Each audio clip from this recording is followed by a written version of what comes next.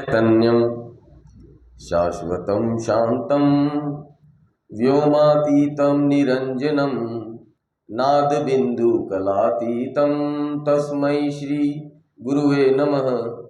अखण्डमण्डलाकारं व्याप्तं येन चराचरं तत्पदं दर्शितं येन तस्मै श्री गुरुवे नमः। गुरुर्ब्रह्मा गुरुर्विष्णु गुरुर्देवो महेश्वर गुरुर्साक्षात् परब्रह्म तस्मै श्री गुरुवे नमः।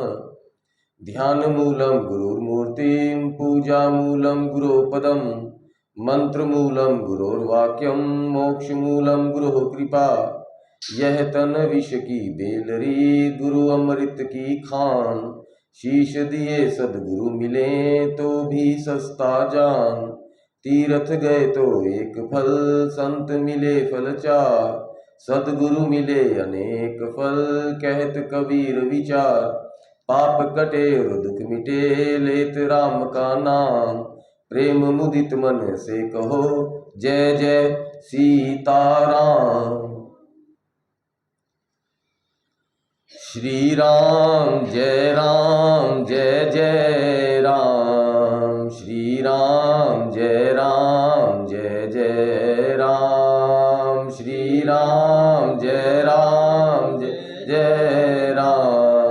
श्री राम जय जय राम, श्री राम जय जय राम, श्री राम जय जय राम, श्री राम जय जय राम, श्री राम जय जय राम,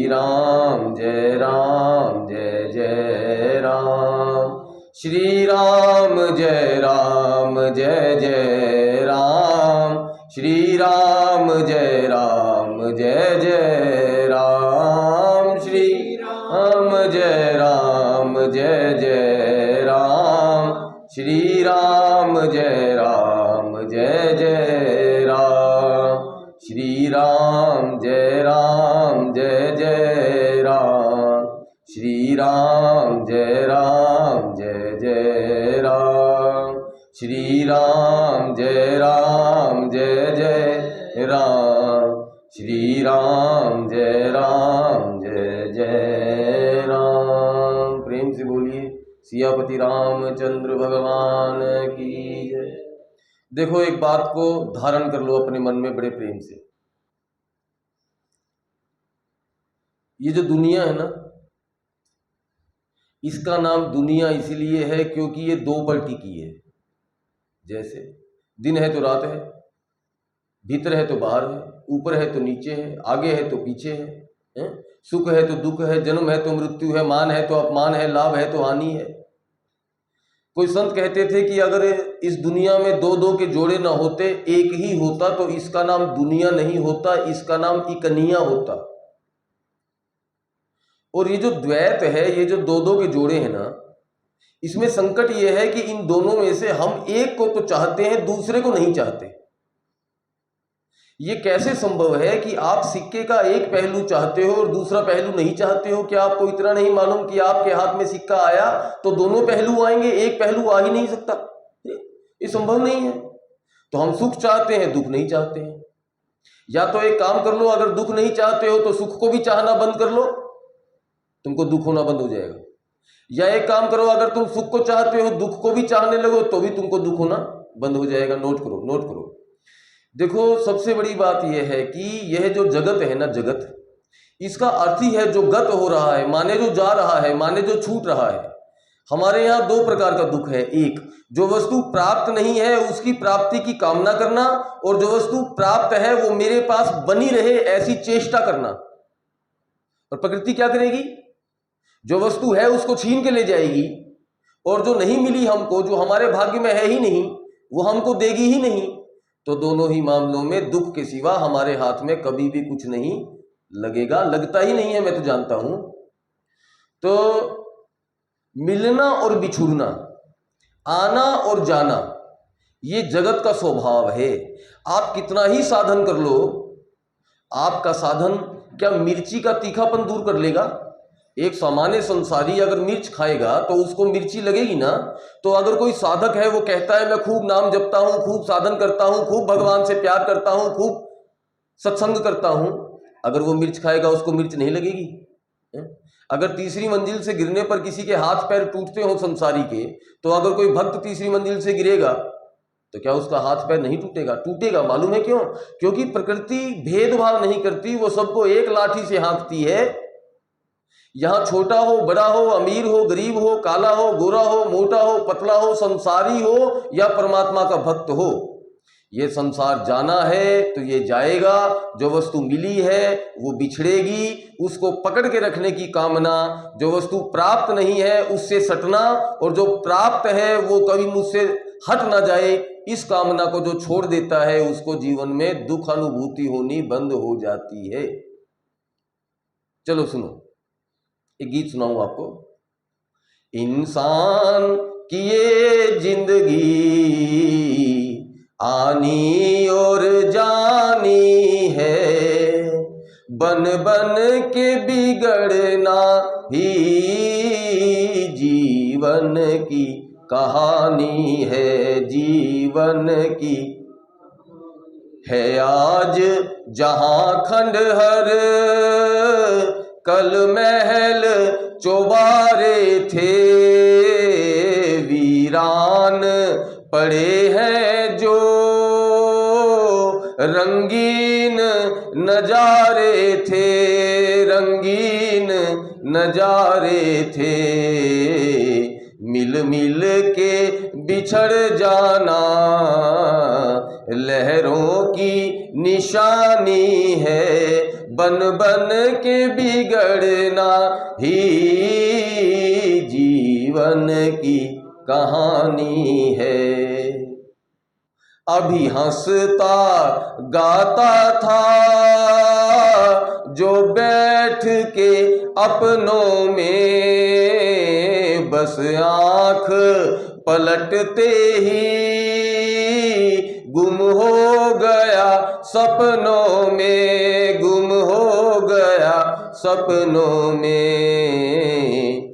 है खेल ये क्या सबको होती हैरानी है, बन बन के बिगड़ना ही जीवन की कहानी है, जीवन की कहानी।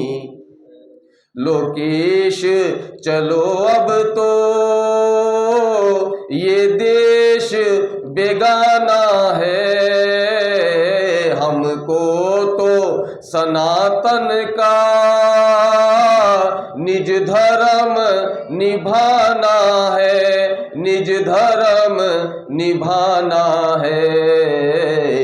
कब तक यूं ही विषयों में ये उम्र गंवानी है, बन बन के बिगड़ना ही जीवन की, यही जीवन की कहानी है। मालूम है शास्त्र क्या कहता है? शास्त्र कहता है सुखस्य अनंतरम दुखम, दुखस्य अनंतरम सुखम। अगर जीवन में सुख आया है तो याद रखना कि दुख भी साथ आएगा। अभी दरवाजे के पीछे खड़ा है, जरा प्रतीक्षा में है, थोड़ा सुख भोग लो, 4 दिन की चांदनी फिर अंधेरी रात, फिर मैं बाहर निकलूंगा। तो इसी नियम से जिसके जीवन में दुख है उसको भी धैर्य नहीं खोना चाहिए, क्योंकि जब सुख था चला गया, दुख आया है तो दुख भी एक दिन चला जाएगा और सुख आएगा। हैं? ये आना जाना तो सुख दुख का लगा रहेगा। आए प्रणय जी बैठे, बहुत बढ़िया। अच्छा चलो नोट करो। देखो अभी सुख की घड़ी थी, अभी ही सुख की घड़ी थी। अरे भगवान राम का विवाह हुआ है भाई, अकेले का नहीं हुआ, चारों भाइयों का विवाह हुआ है।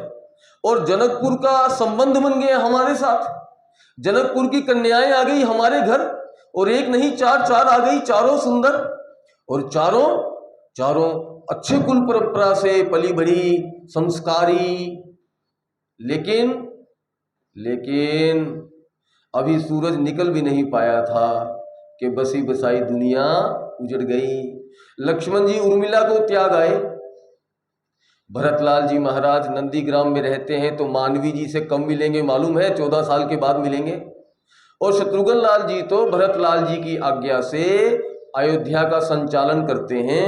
तो दुनिया वालों को लगता होगा कि ठीक है, और 3 भाई चाहे अलग रहते हो लेकिन शत्रुघ्न लाल जी महाराज तो श्रुति कीर्ति जी के साथ रहते होंगे। आपको एक कथा सुनाऊं। जब वनवास को 13 साढ़े 13 साल हो चुके थे, थोड़ा ही समय भगवान के आने में बाकी था। एक रात की बात है, कौशल्या जी जब अपने महल में सोने के लिए प्रयासरत थी, उस समय उनको लगा कि जैसे उनके महल की छत पर कोई चल रहा है। तो उन्होंने अपनी दासियों को बुलाकर कहा कि जरा पता करो इस महल की छत पर आधी रात को कौन चल रहा है। दासियां गई, मालूम है कौन था? वहां श्रुति कीर्ति जी थी। दासियों ने नीचे आके सूचना दी कि राजमाता छत पे श्रुति कीर्ति जी हैं। कौशल्या माँ ने कहा, कौन श्रुति? वो इतनी रात को छत पर क्या कर रही है? अकेली है कि शत्रु भी है? दासियों ने कहा अकेली है। राजमाता कौशल्या जी ने कहा तुरंत नीचे बुला कर लाओ। और जब श्रुति कीर्ति जी के कान में आवाज पड़ी कि आपको राजमाता ने अपने कक्ष में बुलाया है, थर थर कांपने लगी श्रुति। और जब नीचे आई पसीने पसीने होती हुई तो कौशल्या जी ने पूछा, श्रुति बिटिया तू इतनी रात को छत पर अकेली क्या कर रही थी और शत्रुघ्न कहाँ है? शत्रुघ्न लाल जी महाराज का नाम सुनते ही श्रुति कीर्ति जी की आंखों से ये मोटे मोटे आंसू टपाटप गिरने लगे। कौशल्या जी ने हाथ पकड़ के अपनी गोद में लपेट लिया, माथा सूंघने लगी और अपने हाथों से उनके आंसू साफ करती हुई बोली, बिटिया तूने मेरे प्रश्न का उत्तर नहीं दिया, बता शत्रुघ्न कहाँ है? श्रुति कीर्ति जी ने भरभराई हुई आवाज से कहा, माँ जिस दिन से भगवान को वनवास हुआ है मैंने उनको देखा तक नहीं। कौशल्या माँ ने कहा, गजब बात है, तो कहाँ रहता है, कहाँ सोता है, कहाँ जाता है? दिन में तो यही घूमता हुआ मालूम पड़ता है, प्रतिदिन मेरे पास एक नहीं तो कितनी बार आता है पूछने के लिए कि आपको किसी व्यवस्था की आवश्यकता है क्या? अब इतनी रात हो गई, इतनी रात को वो कहाँ जाता है? तुरंत सुमंत्र जी को बुलाया गया। वो तो मंत्री है ना, वो तो सब जानते हैं। तो सुमंत्र जी को बुलाया गया और राजमाता ने पूछा, सुमंत्र जी शत्रुघ्न कहाँ है? सुमंत्र जी की आंखें गड़ गई जमीन में और नीचे ही निगाहें किए सुमंत्र जी ने कहा, माँ आज्ञा नहीं है बताने की। कौशल्या जी ने कहा, सुमंत्र जी वो कहाँ है ये बताने की आज्ञा नहीं होगी, लेकिन मुझको उनके पास लेकर तो जा सकते हो। रथ तैयार किया जाए, मैं अभी शत्रुघ्न लाल जी के पास जाऊंगी। रथ तैयार किया गया, सुमंत्र जी ने रथ चलाया, कौशल्या जी को बिठाया और वो रथ चलने लगा। मालूम है कहाँ? अयोध्या के बाहर की ओर जाने लगा। उस रास्ते पर निकला जो अयोध्या से बाहर जा रहा है। और कौन से दरवाजे की ओर? जिस दरवाजे के बाहर नंदीग्राम नामक ग्राम है जहां भरतलाल जी तपस्या कर रहे हैं। और उस दरवाजे पर जाकर वो रथ रुका, कौशल्या जी को नीचे उतारा गया और इशारा किया गया एक पत्थर की शिला की ओर जिस पर शत्रुघ्न लाल जी महाराज अपनी बाह का तकिया बनाकर लेटे हुए थे। उस दरवाजे के भीतर कौशल्या जी छोटे छोटे कदमों से धरती हुई जब शत्रुघ्न लाल जी के पास पहुंची और उनके माथे पर हाथ रखकर कहा, शत्रुघ्न लाल जी तुरंत बिजली की गति से उठकर खड़े हुए, चरणों में गिरकर प्रणाम किया और शत्रुघ्न लाल जी की रुलाई छूट गई कि आज मेरी चोरी पकड़ी गई। कौशल्या माँ ने कहा, शत्रुघ्न विधाता ने ये महल किसके लिए बनाए हैं बेटा? शत्रुघ्न लाल जी ने अपनी छाती पीटते हुए कहा, हाँ माँ हाँ, मैं जानता हूँ ये संपूर्ण संसार का संपूर्ण जो सुख वैभव है वो उस परमात्मा ने केवल मेरे लिए ही बनाया है माँ। भैया राम को वनवास हो गया, सीता जी उनके साथ चली गई, लक्ष्मण भैया भगवान की सेवा करने के लिए चले गए, भरतलाल जी ने सब कुछ त्याग कर नंदीग्राम में अपना डेरा बना लिया। मुझको ये राजसी वस्त्र भार है माँ, बोझ है, ये मुकुट मेरे माथे पर बोझ है माँ, लेकिन मैं क्या करूं, मैं मजबूर हूं। मुझे जो जिम्मेवारी दी गई है वो जिम्मेवारी को निभाने से मैं पीछे नहीं हट सकता माँ। क्या मेरे करने योग्य कोई त्याग नहीं है? क्या मेरे भाग्य में कोई त्याग नहीं लिखा? विचार करो। जमीन पर लेट जाते हैं, सिराने हाथ रखते हैं, अपना बिस्तर तकिया हम हमेशा साथ रखते हैं। अयोध्या जो है ना, ये जो राम कथा है, अयोध्या जो भूमि है, ये भोग की भूमि नहीं है, ये भोग की कथा नहीं है, ये त्याग की कथा है। यहाँ लंका की तरह भोग का कंपटीशन नहीं हो रहा है, यहाँ त्याग की प्रतियोगिता हो रही है। यहाँ वो जीतेगा जो सबसे बड़ा त्यागी होगा। और मालूम है इस प्रतियोगिता में कौन जीता? इस प्रतियोगिता में हर कोई जीत गया। इस कथा का जो पात्र है, जो अयोध्या के आसपास रहता है, इसमें कोई हारा ही नहीं, क्योंकि सबने एक समान त्याग कर दिया। नोट करो,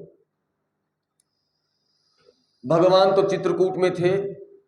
भरतलाल जी महाराज जब गए तो चित्रकूट के जो पहाड़ हैं वो भगवान को काटने लगे, क्योंकि जहां भी देखते हैं भरतलाल जी दिखाई देते हैं, मन तड़प जाता है। तो भगवान ने विचार किया कि अब मैं चित्रकूट में नहीं रहूंगा, मैं आगे चलूंगा। और भगवान कहाँ चले गए मालूम है? भगवान पंचवटी में चले गए। एक हैरानी की बात बताऊं, जब से विश्वामित्र जी के महाराज का यज्ञ पूरा हुआ है ना, वो दिन है और आज का दिन है, इस कथा में किसी भी राक्षस का प्रवेश नहीं हुआ। अयोध्या में तो कोई राक्षस आता ही नहीं था, आ नहीं सकता था। और निषाद राज के राज्य में कोई राक्षस का प्रवेश नहीं था। और चित्रकूट में, माने उस चित्त में जिसमें भगवान का चित्रकूटस्थ हो गया, वहां राक्षस का क्या काम है? जहां राम तहां काम नहीं, जहां काम कहां राम।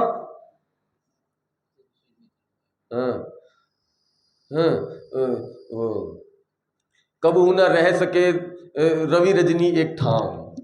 तो ये सुन लो एक कहानी, ये भी गजब है। एक बार क्या हुआ, सूर्य की शिकायत पहुंची ब्रह्मा जी के पास। कौन ले गया मालूम है? अंधेरा प्रसाद जी महाराज। अंधेरा प्रसाद जी ब्रह्मा के पास पहुंचे और कहने लगे कि महाराज मुझे बचाओ, मेरी रक्षा करो, रक्षा करो। ब्रह्मा जी ने कहा, अरे अंधेरे जी, आप यहाँ आए हो रक्षा कर मांगने के लिए? कौन परेशान कर रहा है आपको? नाम बताओ, मैं अभी ठीक कर दूंगा। अंधेरा प्रसाद ने कहा, महाराज और कौन मुझे परेशान करेगा? ये जो सूर्य देव है ना, यही मेरे पीछे पड़े रहते हैं 24 घंटे। मैं जहां जाता हूं मेरे पीछे पीछे आते हैं, एक पल मुझे कहीं चैन नहीं लेने देते हैं ये सूर्य देव। ब्रह्मा जी ने कहा, चिंता क्यों करते हो, मैं अभी सूर्य देव को बुला रहा हूं।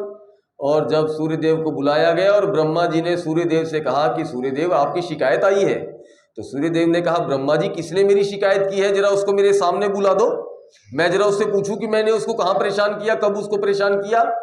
तो ब्रह्मा जी ने कहा, वाह सूर्यदेव, आप बहुत चालाक हो, बहुत चालाक हो। सूर्यदेव ने कहा, मैंने इसमें कौन सी चालाकी कर दी ब्रह्मा जी? मेरे सामने जब तक नहीं लाओगे, आरोप मुझे नहीं मालूम पड़ेगा, मैं कैसे समाधान करूंगा?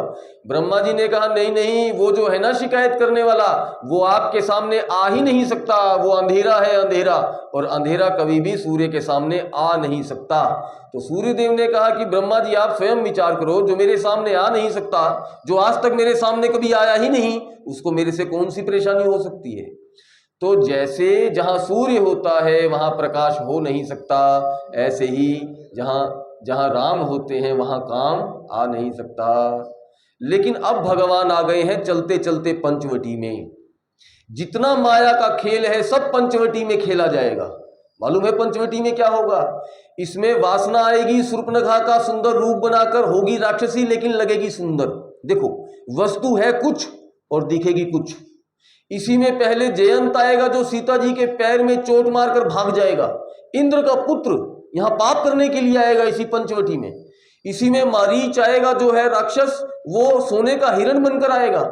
इसी में रावण आएगा जो दुर्दांत आतंकवादी था उस समय के विश्व का, लेकिन क्या बनकर आएगा? संत का वेश बनाकर आएगा। अरे छोड़ो, इसमें तो सीता जी भी नकली हो जाएंगी। असली सीता अग्निदेव को दे दी जाएगी, नकली सीता असली सीता का स्थान लेकर बैठ जाएगी। और इसमें सीता जी की दृष्टि भगवान से हट जाएगी और सोने के हिरण पर पड़ जाएगी। अरे उनकी भी बात को छोड़ दो, ये पंचवटी तो इतनी खतरनाक वस्तु है कि इसमें भगवान को भी रोना पड़ेगा, क्योंकि सीता जी को इसी पंचवटी में चुरा लिया जाएगा।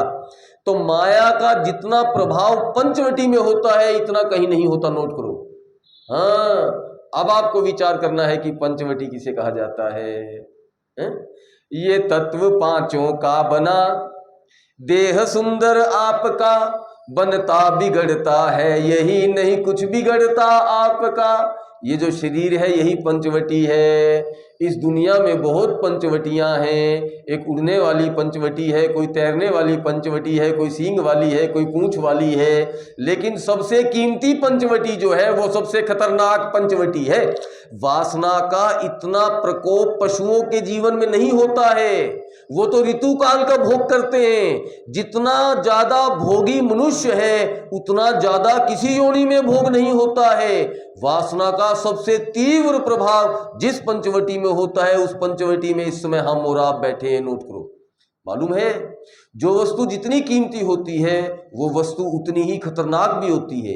जो वस्तु जितनी ऊंची होती है उस वस्तु से उतना ही खतरा भी होता है। एक बार एक मास्टर जी एक स्कूल में आए, सब बच्चों को इकट्ठा कर लिया और कहने लगे, अच्छा एक बात बताओ बेटा, मैं एक मैट बिछा रहा हूं, वो 1.5 फुट चौड़ा होता है और लंबा मैट होता। स्कूलों में मैट नहीं होते थे हमारे समय में। मैं एक मैट बिछा रहा हूं और सभी बच्चों को इस मैट पे एक तरफ से दौड़ के दूसरी तरफ पहुंचना है और शर्त यह है कि मैट से बाहर पैर धरती पर नहीं पड़ना चाहिए, मैट नहीं छूटना चाहिए। तो छोटे छोटे बच्चे भी दौड़ गए, बड़े बच्चों की तो कौन गए, किसी को परेशानी नहीं आई, किसी को डर नहीं लगा और ना किसी का पैर धरती पे पड़ा।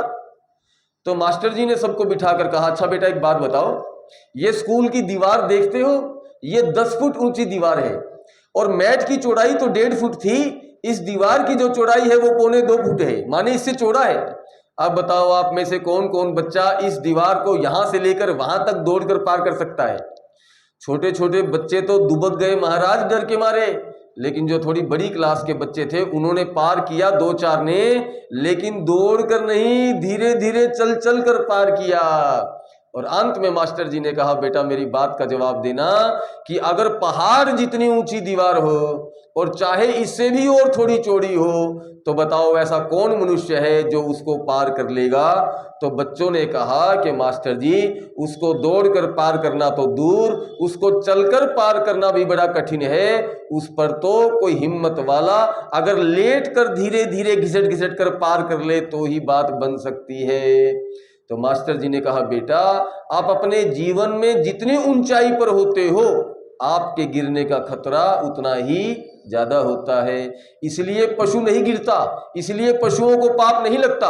पाप लगता है तो इस मनुष्य को लगता है, और जितना ज्यादा ये मनुष्य गिरा हुआ है अपने जीवन में उतना इस प्रकृति में कोई भी नहीं गिरता, क्योंकि इतनी कीमती पंचवटी इसको मिली है कि बड़े भाग मानुष तन पावा, सुर दुर्लभ सदग्रंथन गावा। लेकिन नोट करो, ये तो आपको मालूम पड़ गया होगा कि ये शरीर आपको किस लिए मिला है। आप आटा लाए हो, आटा किस लिए लाए हो, रोटी बनाने के लिए लाए हो। आप कपड़ा लाए हो, कपड़ा किस लिए लाए हो, अरे पहनने के लिए, बिछाने के लिए, ओढ़ने के लिए लाए हो।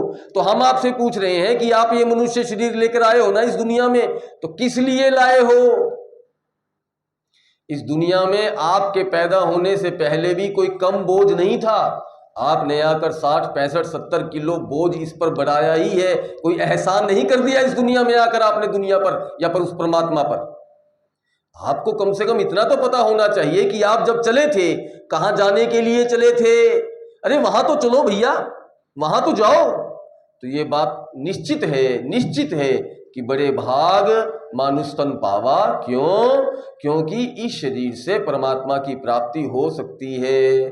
तो ये शरीर पाने के बाद भी, भारत भूमि में जन्म लेने के बाद भी, सनातन हिंदू परंपरा में किसी अच्छे कुल परंपरा में पैदा होने के बाद भी, सत्संग उपलब्ध होने के बाद भी, रोटी मिलने के बाद भी, सब प्रकार का सुख वैभव होने के बाद भी, अगर आप इस शरीर से इस जन्म में परमात्मा की प्राप्ति नहीं कर पाई तो सुनो ध्यान से, सो परत्र दुख पावई और सिर धुनी धुनी पछिताई और काल ही कर्म ही ईश्वर ही मिथ्या दोष लगाई। तब दोष मत देना भगवान को, तब कर्मों को दोष मत देना, तब काल को दोष मत देना, समय को दोष मत देना। जो दोष होगा वो तुम्हारा अपना होगा। भगवान ने व्यवस्था की, भगवान ने कृपा की, भगवान ने संत से मिलवाया, भगवान ने आपको रास्ता बताया, फिर भी जो ढीठ मनुष्य नहीं चल रहा है वो यहीं गड़ा है, यहीं मरेगा, उसका कोई वाली वारिस नहीं है, उसकी रक्षा भगवान भी नहीं कर सकते हैं। जो चलना चाहता है भगवान उसका हाथ पकड़ लेंगे। एक बार किसी ने कथा में कहा कि अगर तुम एक कदम चलोगे तो भगवान भी एक कदम चलेगा। एक लड़का था, मैथमेटिक्स का एमएससी था, उसने तुरंत हिसाब लगाया, पृथ्वी से वैकुंठ की दूरी इतने किलोमीटर है, मेरा एक कदम 2.5 फीट का पड़ता है, अगर मैं एक कदम चलूंगा भगवान एक कदम चलेंगे। तो ऐसे चलते चलते जब उसने हिसाब लगाया तो अनंत वर्षों का हिसाब लग गया। हैरान होता हुआ वो आया संत के पास, कहता है महाराज आप क्यों दुनिया वालों को पागल बना रहे हो? आप बोल रहे हो कि तू एक कदम चलेगा तो वो भी एक कदम चलेगा। अरे मेरा कदम 2.5 फुट का है, अगर मैं चलता चला गया निरंतर बिना रुके तो भी भगवान से मुझको मिलने में लाखों लाख वर्ष लग जाएंगे। भगवान ने कहा राजू तू अपने कदम की नाप जानता है लेकिन तू भगवान के कदम की नाप नहीं जानता। अगर भगवान के कदम की नाप को जानना चाहता है तो चला जा पाताल में राजा बलि के पास। उसने नापा था भगवान का कदम, जब भगवान ने 3 ही कदमों में तीनों लोगों को नाप दिया था। इसका अर्थ मालूम है क्या है? तुम चलो एक बार, तुम चलो, ये संसार वाला रास्ता नहीं है, यहां हर कदम पे अपना रास्ता खुद बनाना पड़ेगा। ये परमात्मा का रास्ता है, जितना तुम चल सकती हो चलती रहो, आगे का रास्ता भगवान अपने आप तय करा देगा। आपको बताऊं, भरतलाल जी महाराज जब भगवान को खोजने के लिए निकले तो उनको नहीं मालूम था कि वो चित्रकूट में है। उनको क्या पता, अयोध्या से निकले हैं, कहां गए हैं उनको तो नहीं पता ना। लेकिन निषाद राज ने भरतलाल जी से कहा भरतलाल जी चिंता मत करो, क्योंकि आधा रास्ता मैं जानता हूं। कितना रास्ता जानता हूं? आधा रास्ता मैं जानता हूं। जहां तक मैं भगवान के साथ गया था वहां तक का रास्ता मैं जानता हूं, वहां तक मैं आपको पहुंचा दूंगा, आगे का रास्ता हम खोज लेंगे। आधा रास्ता तो तय हो। हैरानी की बात है कि वो आधा रास्ता भी निषाद राज नहीं बता पाया भरतलाल जी को, क्योंकि भरतलाल जी को रास्ता बताने के लिए चलने वाले निषाद राज को भरतलाल जी के प्रेम ने इतना दीवाना बना दिया कि उनकी बुद्धि जड़ हो गई और वो खुद रास्ता भूल गए। और जब तक वो रास्ता नहीं भूले थे, जब तक वो चल रहे थे, तब तक देवताओं में खलबली मची थी। सब भरतलाल जी का रास्ता रोकना चाहते थे, लेकिन जब ये रास्ता भूल गए तो देवता फूल बरसाने लगे, और वो जो फूल थे वो फूल एक रास्ता बनाने लगे। मानो भरतलाल जी को बता रहे हो, भरत जी घबराना मत, यहां तक आ गए हो, इतना आना आपका पर्याप्त रहा, आगे का रास्ता आपको हम बताएंगे। फूलों का रास्ता बनने लगा। मैं तो पायलिया पैरों में पहनी नहीं, ये आवाज घुंघरू की आने लगी है। ऐसी लागी लगन मीरा हो गई मगन, वो तो गली गली हरिगुण गाने लगी। कोई राहों में कलियां बिछाने लगा, कोई राहों में कलियां बिछाने लगा। अच्छा बताओ, सामान्य मनुष्य होता और एक बूंद जहर चाट जाता तो मर जाता कि नहीं मर जाता? मीरा जी मरी क्या? कोई सामान्य मनुष्य होता और उसको अग्नि हल्का सा छू जाती तो बताओ जल जाता कि नहीं जल जाता? प्रहलाद जी जले क्या? अरे नहीं भैया, आप नहीं समझते हो। नोट करो, एक बार एक बच्चा, उसने रात को ट्रेन पकड़नी थी, गुरुजी के पास गया हुआ था। स्टेशन थोड़ा दूर था, 3-4 किलोमीटर, जंगल का मामला था, अंधेरा था। तो वो लड़का चलने से पहले गुरुजी से कहता है, गुरुजी आज तो अमावस की रात है, बड़ा घूप अंधेरा है और जंगल का मामला है, गुरुजी कोई प्रकाश की व्यवस्था हो जाती तो मैं रेलवे स्टेशन पहुंच जाता ढंग से, और नहीं तो बेफालतू में रास्ता भटक गया, को मिल गया, मुझे खा गया तो। गुरुजी ने कहा चिंता मत कर, जा मेरी लालटेन ले जा। अरे लालटेन भी गुरुजी की तरह बुढ़ी थी, जैसे गुरुजी बुढ़े थे। वो लालटेन इतनी काली हो रखा था उसका शीशा कि उसमें से बस 2 कदम दिखाई देता था, बस इतना इतना। तो वो लड़का बाहर निकला, थोड़ी दूर तो गया लेकिन घबरा गया। वापिस आकर लालटेन देकर कहता है, गुरुजी आप अपनी लालटेन अपने पास रख लो, आपकी लालटेन हमारे किसी काम नहीं आ सकती। क्यों नहीं आ सकती बेटा? अरे गुरुजी इससे दिखता तो है नहीं, सिर्फ 2 कदम का रास्ता दिखता है। गुरुजी ने कहा, पागल एक बात बता, तू एक बार में कितना कदम चलते हो? क्यों माता जी, एक बार में कितना कदम चलती हो आप? 20 कदम चलती हो। एक बार में कितना? एक बार में तो एक ही कदम चलता है ना, इससे 2 कदम दिखाई देता है, तू 1 कदम चलता है। जब तू 1 कदम चलेगा तो ये भी 1 कदम चलेगी, इससे फिर 2 कदम दिखाई देंगे, फिर 1 कदम चल जाना। ऐसे ही 2-2 कदम ये दिखाती रहेगी, 1-1 कदम तुम चलते जाना। 1000 किलोमीटर का रास्ता होगा, वो भी ये लालटेन आपका पूरा करा देगी। तो हमारा उपदेश ही लालटेन है, जो इस जगत के अज्ञान रूपी अंधकार से आपको निकालने के लिए, हम आपको देने के लिए आए हैं। हमारी लालटेन बूढ़ी है, उसमें उतना प्रकाश की व्यवस्था भले ना हो, लेकिन आप चलने का मन बनाओ, आपको 2 कदम रास्ता तो हम दिखा ही सकते हैं। नोट करो, नोट करो। आए भगवान पंचवटी में। पंचवटी में आते ही भगवान ने सत्संग करना शुरू कर दिया। लक्ष्मण जी ने प्रश्न किया, और लक्ष्मण जी और सीता जी श्रोता बन गई और भगवान बन गए कथावाचक। भगवान ने सत्संग करना शुरू कर दिया। मानो भगवान दुनिया वालों को कहना चाहते हैं कि ऐ दुनिया वालों, तुम इस पंचवटी में आ गए हो तो तुमको शूर्पणखा और न मालूम किस किस खरदूषण त्रिशरादि 14,000 राक्षसों का सामना करना पड़ेगा।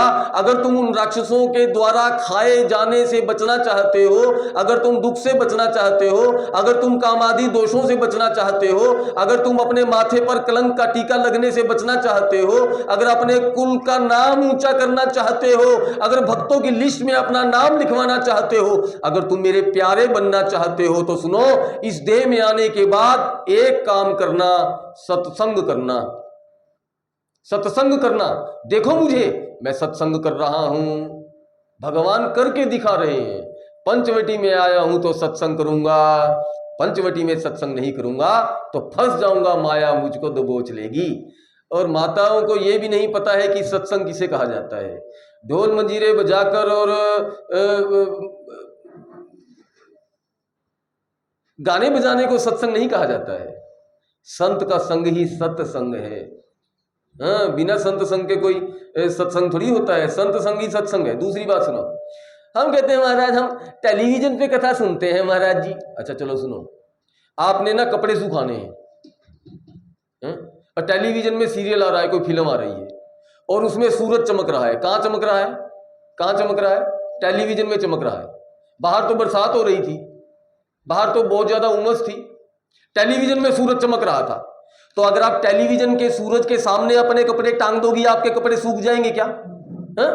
टेलीविजन के सूरज में ताप नहीं होता, और टेलीविजन के संत में भी प्रताप नहीं होता। नोट करो, उदाहरण से बताऊंगा, हम कच्ची बात नहीं बोलते हैं, नोट करो। देखो, जिस समय भगवान कृष्ण ने गीता का उपदेश दिया उस समय 3 श्रोता थे। एक तो अर्जुन था, एक संजय था और एक धृतराष्ट्र था। धृतराष्ट्र का कल्याण नहीं हुआ, संजय का कल्याण हुआ और अर्जुन का कल्याण हुआ। क्योंकि अर्जुन भी सीधा सुन रहा था, कल्याण हो गया, और संजय भी सीधे सुन रहा था, कल्याण हो गया। लेकिन धृतराष्ट्र सीधा नहीं सुन रहा था, वो टेलीविजन से सुन रहा था, वो संजय से सुन रहा था। संजय सुना रहा था, भगवान नहीं सुना रहे थे। भगवान ने तो सुनाया अर्जुन को, और बहाने से सुना क्योंकि दिव्य दृष्टि थी संजय ने।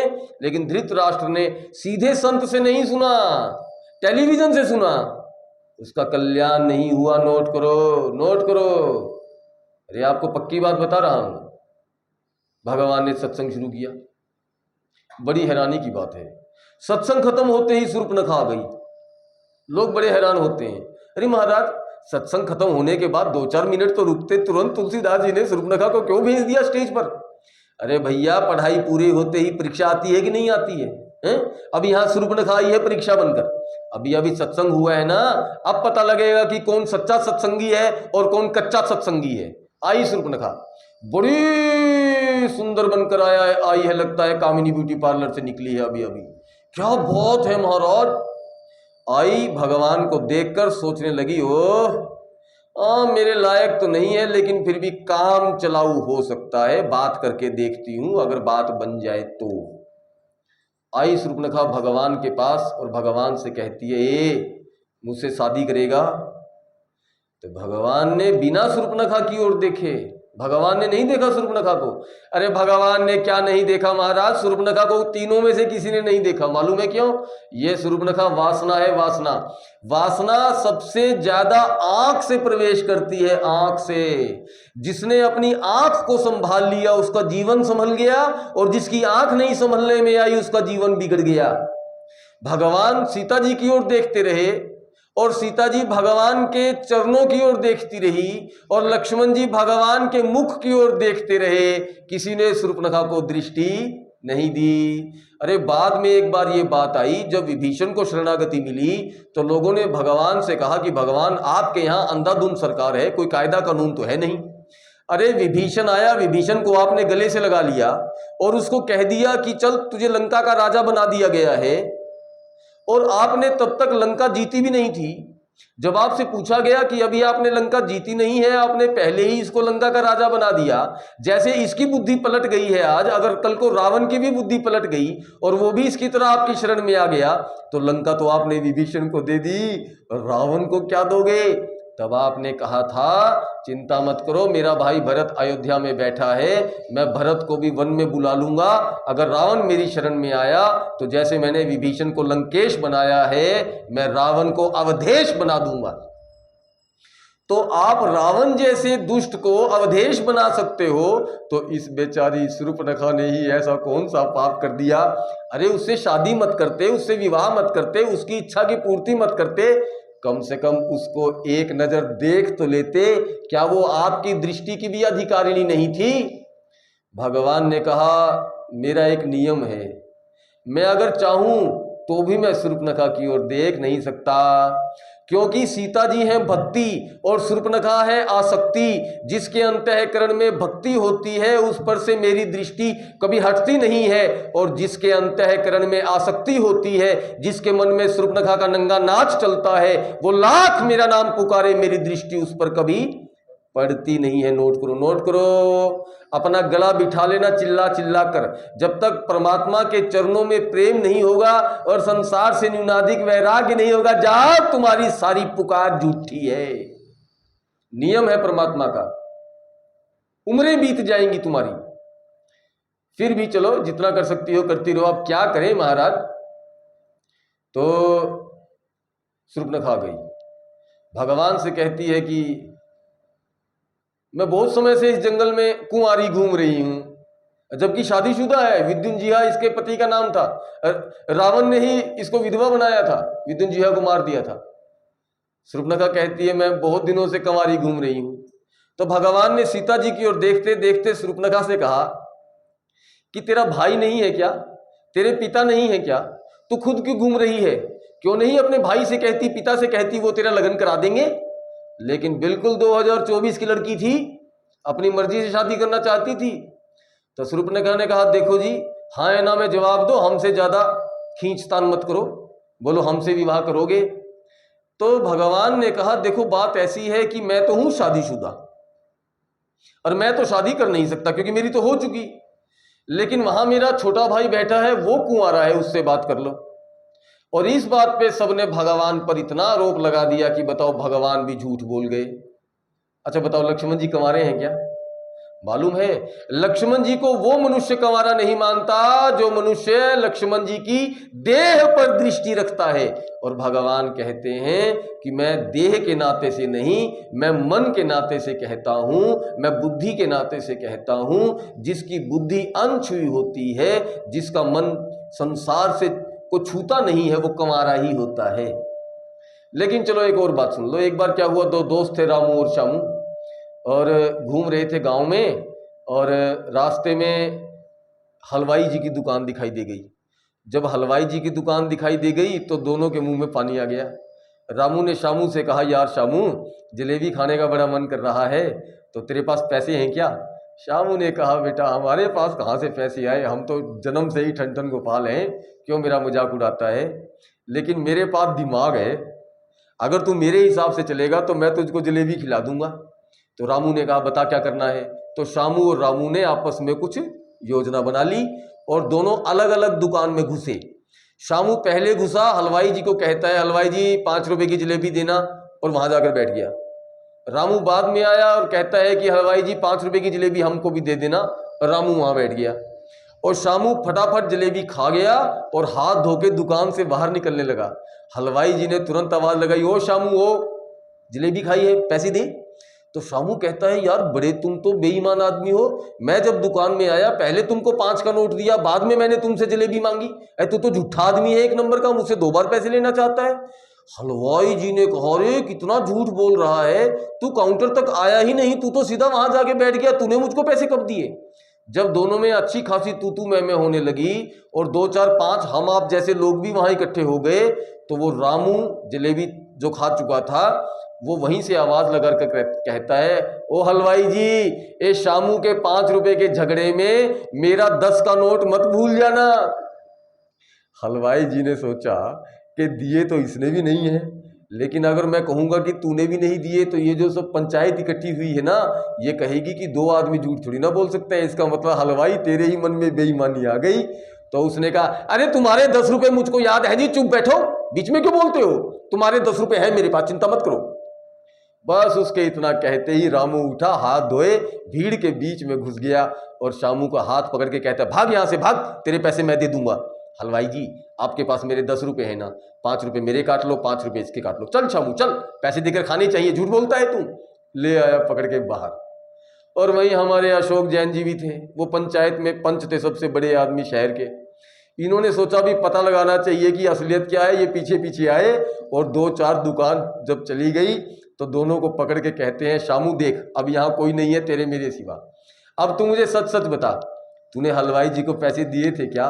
शामू कहता है, मुझे मेरे बाप की सौगंध है, जैसे पैसे रामू ने दिए थे ऐसे ही मैंने भी दिए थे। मतलब ना इसने दिए थे ना मैंने दिए थे। तो एक कहा जाता है संस्कृत में, 60 समाचरे, जो जिस भाषा को समझता है उसको उसी भाषा में जवाब देना चाहिए। भगवान ने व्यंग भी किया है कि अगर तू कंवारी है तो जा फिर मेरा भाई भी कंवारा है। गई शूर्पणखा लक्ष्मण जी के पास, कहे लक्ष्मण जी ने बिना देखे, जब शूर्पणखा ने कहा सुनो ए छोटे शादी करेगा मुझसे, तो बिना देखे लक्ष्मण जी ने कहा सुंदरी। हाँ, लक्ष्मण जी ने कहा सुंदरी। तो शूर्पणखा ने अपने मन में सोचा, अभी तो इसने मुझको देखा नहीं है, अभी सुंदरी बोल रहा है, देख लेगा तो निहाल ही हो जाएगा। और लक्ष्मण जी सोच रहे हैं, चल चल तू तभी तक जिंदा है जब तक मैं तुझको देखता नहीं हूं, क्योंकि लक्ष्मण जी है वैराग्य और शूर्पणखा है वासना। जहां वैराग्य की दृष्टि खड़ी हो जाएगी वहां वासना बचेगी कहां, तू तो भस्म हो जाएगी। तो लक्ष्मण जी ने कहा, सुन मैं तो उनका सेवक हूं, मैं तो उनका दास हूं। अरे तू तो राजकुमारी बनने योग्य है, तू कहां दासों के चक्कर में पड़ती है, जा जा वो राजा है उन्हीं से शादी कर, वहीं सुख पाएगी तू, मेरे साथ क्या सुख पाएगी, मैं तो खुद ही मांग मांग के खाता हूं। शूर्पणखा ने कहा, हाँ मैं गई थी उनके पास लेकिन उन्होंने मना कर दिया। क्यों मना क्यों कर दिया री? तो शूर्पणखा कहती है कि वो कहते हैं कि मेरी शादी हो चुकी है। लक्ष्मण जी ने कहा तो शादी हो चुकी है तो क्या हो गया, कौन सा भारत में हिंदू ला पारित हो गया, अब नहीं कर सकते ना हम दूसरी शादी, पहले तो कर सकते थे। तो लक्ष्मण जी ने कहा, ठहर तुझको एक फार्मूला बताता हूं, जाकर उनसे पूछ आपके पिताजी ने कितने विवाह किए थे जी? अरे थोड़ा तो अपने पिताजी के कदमों पर चलो, उन्होंने 3 किए थे, तुम कम से कम 2 तो करो। लेकिन शूर्पणखा की दाल नहीं गलनी थी, इसलिए गली नहीं, क्योंकि सच्चे सत्संगियों के जीवन में वासना की दाल नहीं गलती है। ये शूर्पणखा रूपी वासना आपके जीवन में प्रतिदिन न मालूम कितनी बार प्रवेश करती है और सुंदर रूप बनाकर आती है। उसका रूप देखकर आपको लगता है कि अगर ये मुझको मिल गई तो मैं सुखी हो जाऊंगी, सुखी हो जाऊंगा, लेकिन आपको इसकी वास्तविकता नहीं मालूम है। ये देखने में सुंदर है लेकिन ये स्वभाव से राक्षसी है। एक बार शूर्पणखा जिसको चिपक जाती है फिर उसको छोड़ती नहीं है, नोट करो। जो शूर्पणखा पर दृष्टि नहीं डालता, जो वासना पर बुद्धि नहीं लगाता और जो भीतर से या तो भगवान के चरणों को आश्रय पकड़ लेता है या भगवान के स्वरूप का ध्यान करने लगता है या भगवान का नाम जपने लगता है, उसके जीवन में वासना की दाल गलनी बंद हो जाती है। और अंत में शूर्पणखा समझ गई कि हो ना हो ये जो स्त्री बैठी है, इस स्त्री के कारण से ये मुझे मना कर रहा है, अगर मैं इस स्त्री को ही खत्म कर दूं फिर तो मेरे रास्ते का कांटा मिट जाएगा। माने जब तक आपके मन में भक्ति देवी रहेगी, जब तक आपके जीवन में सीता जी रहेंगी, तब तक शूर्पणखा आपका कुछ नहीं बिगाड़ पाएगी। इसलिए वासना जब भी आएगी वो सबसे पहले भक्ति पर प्रहार करेगी। तो शूर्पणखा गई सीता जी को खाने के लिए, और भगवान सब कुछ बर्दाश्त कर सकते हैं लेकिन सीता जी को कोई चोट पहुंचा दे ये भगवान को बर्दाश्त नहीं है। भगवान ने तुरंत लक्ष्मण जी को इशारा किया, लक्ष्मण जी ने शूर्पणखा के नाक कान काट दिए। अच्छा बताओ, बिना नाक और कान के शूर्पणखा कितनी सुंदर लगती होगी? बिना नाक और कान के कोई सुंदर लगता है क्या? तो भगवान ने लक्ष्मण जी के हाथ से शूर्पणखा का विरूपीकरण करवा दिया, उसको विरूप कर दिया, उसको कुरूप कर दिया, उसका रूप मिटा दिया। इसका अर्थ क्या हुआ? अगर कोई विषय आपको रूपवान लगता है, सुखवान लगता है, तो बुद्धिपूर्वक वैराग्य पूर्वक उस विषय का थोड़ा विचार करो कि इस विषय से मुझको कौन कौन लाभ है और क्या क्या हानि है। निश्चित जिसने अपनी बुद्धि का उपयोग किया वो वासना को विरूपीकृत कर देगा, और उसकी जो बुराई है वो उसकी बुद्धि में आ जाएगी, तो प्रत्येक विषय के जो अवगुण हैं, उनसे जो हमको जो दुख की प्राप्ति होनी संभव है, उनसे हमारा समाज में जो अपमान होना संभव है, उसका विचार अगर साधक करेगा तो शूर्पणखा की नाक कान काट देगा, और वो शूर्पणखा आज के बाद उसको ठग नहीं पाएगी। एक और कहानी सुनो। एक बार इंद्र का पुत्र आया था जयंत, आया था कौवा बन के। किसका बेटा है? देवता का बेटा है ना, सीता जी को चोट मारने आया है। और रावण राक्षस का बेटा है, राक्षसी का बेटा है, राक्षस है? वो भी सीता जी को चोट पहुंचाने आएगा। लेकिन रावण में और जयंत में एक अंतर है, जयंत रावण से लाख दर्जे अच्छा है। मालूम है क्यों? क्योंकि वो बुरा काम करने आया है तो बुरा वेश भी बनाकर आया है, लेकिन रावण काम बुरा करने आया है लेकिन वेश अच्छा बनाकर आया है? जयंत आया कौवा बन के, क्या देखता है मालूम है? भगवान छोटे से तिनके को लिए थे और छोटे छोटे सफेद रंग के फूलों से एक माला बनाई थी भगवान ने। वो माला जो थी उससे वो सीता जी का श्रृंगार कर रहे थे, सीता जी के बालों में माला पिरो रहे थे, लगा रहे थे। उसको देखकर जयंत को भ्रम हो गया, अरे ये भगवान है क्या? ये तो कामी पुरुषों की तरह अपनी स्त्री की सेवा कर रहा है। तो उन्होंने सोचा कि इसकी परीक्षा लेनी चाहिए। अच्छा बताओ, जिसकी परीक्षा लेनी हो उसके पास जाना चाहिए कि दूसरे आदमी के पास जाओ? चाहिए था ना भगवान के पास जाना। लेकिन मूर्ख अपनी मूर्खतावश सीता जी के पास पहुंच गया और उसने अपनी चोंच से सीता जी के दाहिने चरण के अंगूठे पर प्रहार किया। चला रुधिर, खून बह गया। सीता जी ने तो कुछ नहीं कहा, लेकिन चला रुधिर रघुनायक जाना। भगवान तुरंत जान गए कि जयंत आया है और चोट पहुंचा कर गया है। वो जो बाण था ना, वो जो तिनका था हाथ में, उसी को जयंत के पीछे छोड़ दिया।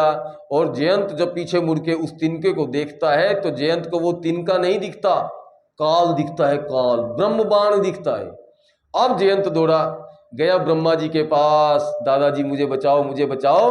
ब्रह्मा जी ने कहा भाग यहां से भाग, तू तो मरेगा, मुझको भी मरवाएगा। इंद्र के पास गया, पिताजी मेरी रक्षा करो। पिताजी ने भी नहीं रखा, भगा दिया। अंत में जब वो बेचैन होकर इधर उधर दौड़ रहा था, सामने से उसने नारद जी को आते हुए देखा और नारद जी की दृष्टि उस पर पड़ती, इससे पहले उसने विचार किया, अरे नारद जी क्यों दिखाई दे गए ऐसे टाइम पे? मेरे पास तो समय नहीं है, मेरे पीछे ब्रह्मांड लगा है, और नारद जी की दृष्टि पड़ गई तो वो मुझको रोक के खड़ा कर लेंगे और मुझसे बात करने लगेंगे और ये ब्रह्म बाण मेरी छाती में घुस जाएगा और मैं मर जाऊंगा। तो वो नारद जी से विपरीत दिशा में दौड़ने लगा। लेकिन भैया, काल के बाण से बचने के लिए दौड़ रहे जीव को संत नहीं छोड़ता है। नारद जी ने खुद आवाज लगा दी, ओ जयंत, जयंत कहां जा रहा है? यहां। अब तो जाना ही पड़ा जयंत को। जयंत से पूछा नारद जी ने, जयंत क्यों पसीने पसीने हो रहा है, कहां भाग रहा है? जयंत ने कहा, नारद जी आप देखते नहीं हो, मेरे पीछे ब्रह्म बाण लगा है, ब्रह्म बाण। नारद जी ने कहा, जयंत ये ब्रह्म बाण जो है ना, ये काल है, काल। ये केवल तेरे पीछे नहीं लगा, ये सब दुनिया वालों के पीछे लगा है। और सब दुनिया वाले इस काल के बाण से बचने के लिए कभी ब्रह्मा के पास, कभी इंद्र के पास, माने कभी अपनी बुद्धि के पास, कभी अपने मन के पास जाते हैं। ब्रह्मा का अर्थ होता है बुद्धि, अहंकार शिव बुद्धि आज मन शशि चित्त महान, विनय पत्रिका तुलसीदास जी महाराज। लेकिन इस काल के बाण से बचने का कोई उपाय नहीं है। एक बात देखी है तूने क्या?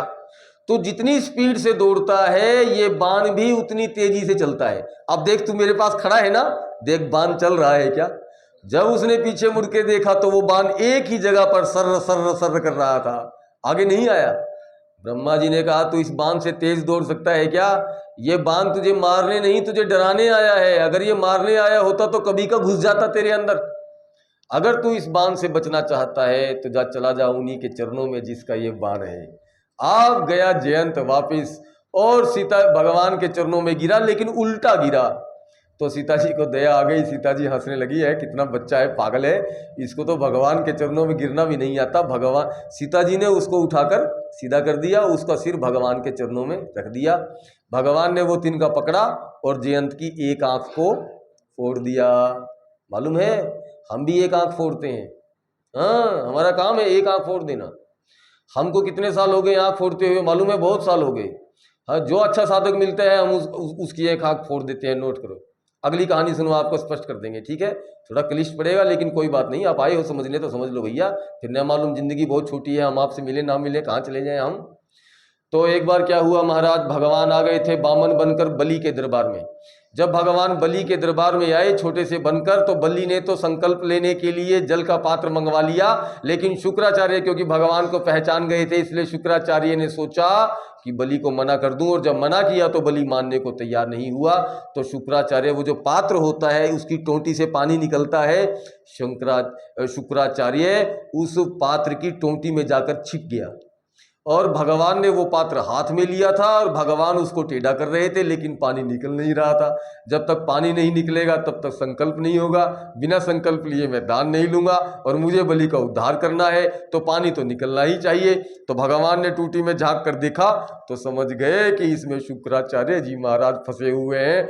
वही तिनका अपने थैले से निकाला और उस टोंटी में इस तरीके से डाला कि शुक्राचार्य जी महाराज की एक आंख को भगवान ने फोड़ दिया, और शुक्राचार्य क्या हो गए, काणे हो गए, काणे। एक और तीसरी कहानी सुनो महाराज, महाभारत की कहानी है। देखो, द्रौपदी जब जवान हुई तो द्रुपद ने विचार किया कि मेरा द्रोण के साथ बचपन से मित्रता थी, लेकिन जब मैं राजा बन गया तो कुछ बात के चलते मेरा उससे अभी थोड़ा वैर चल रहा है, और वो अपने आप को बड़ा धुरंधर तीरंदाज समझता है, तो मैं अपनी बिटिया की शादी इस दुनिया के सर्वश्रेष्ठ धनुर्धारी से करूंगा।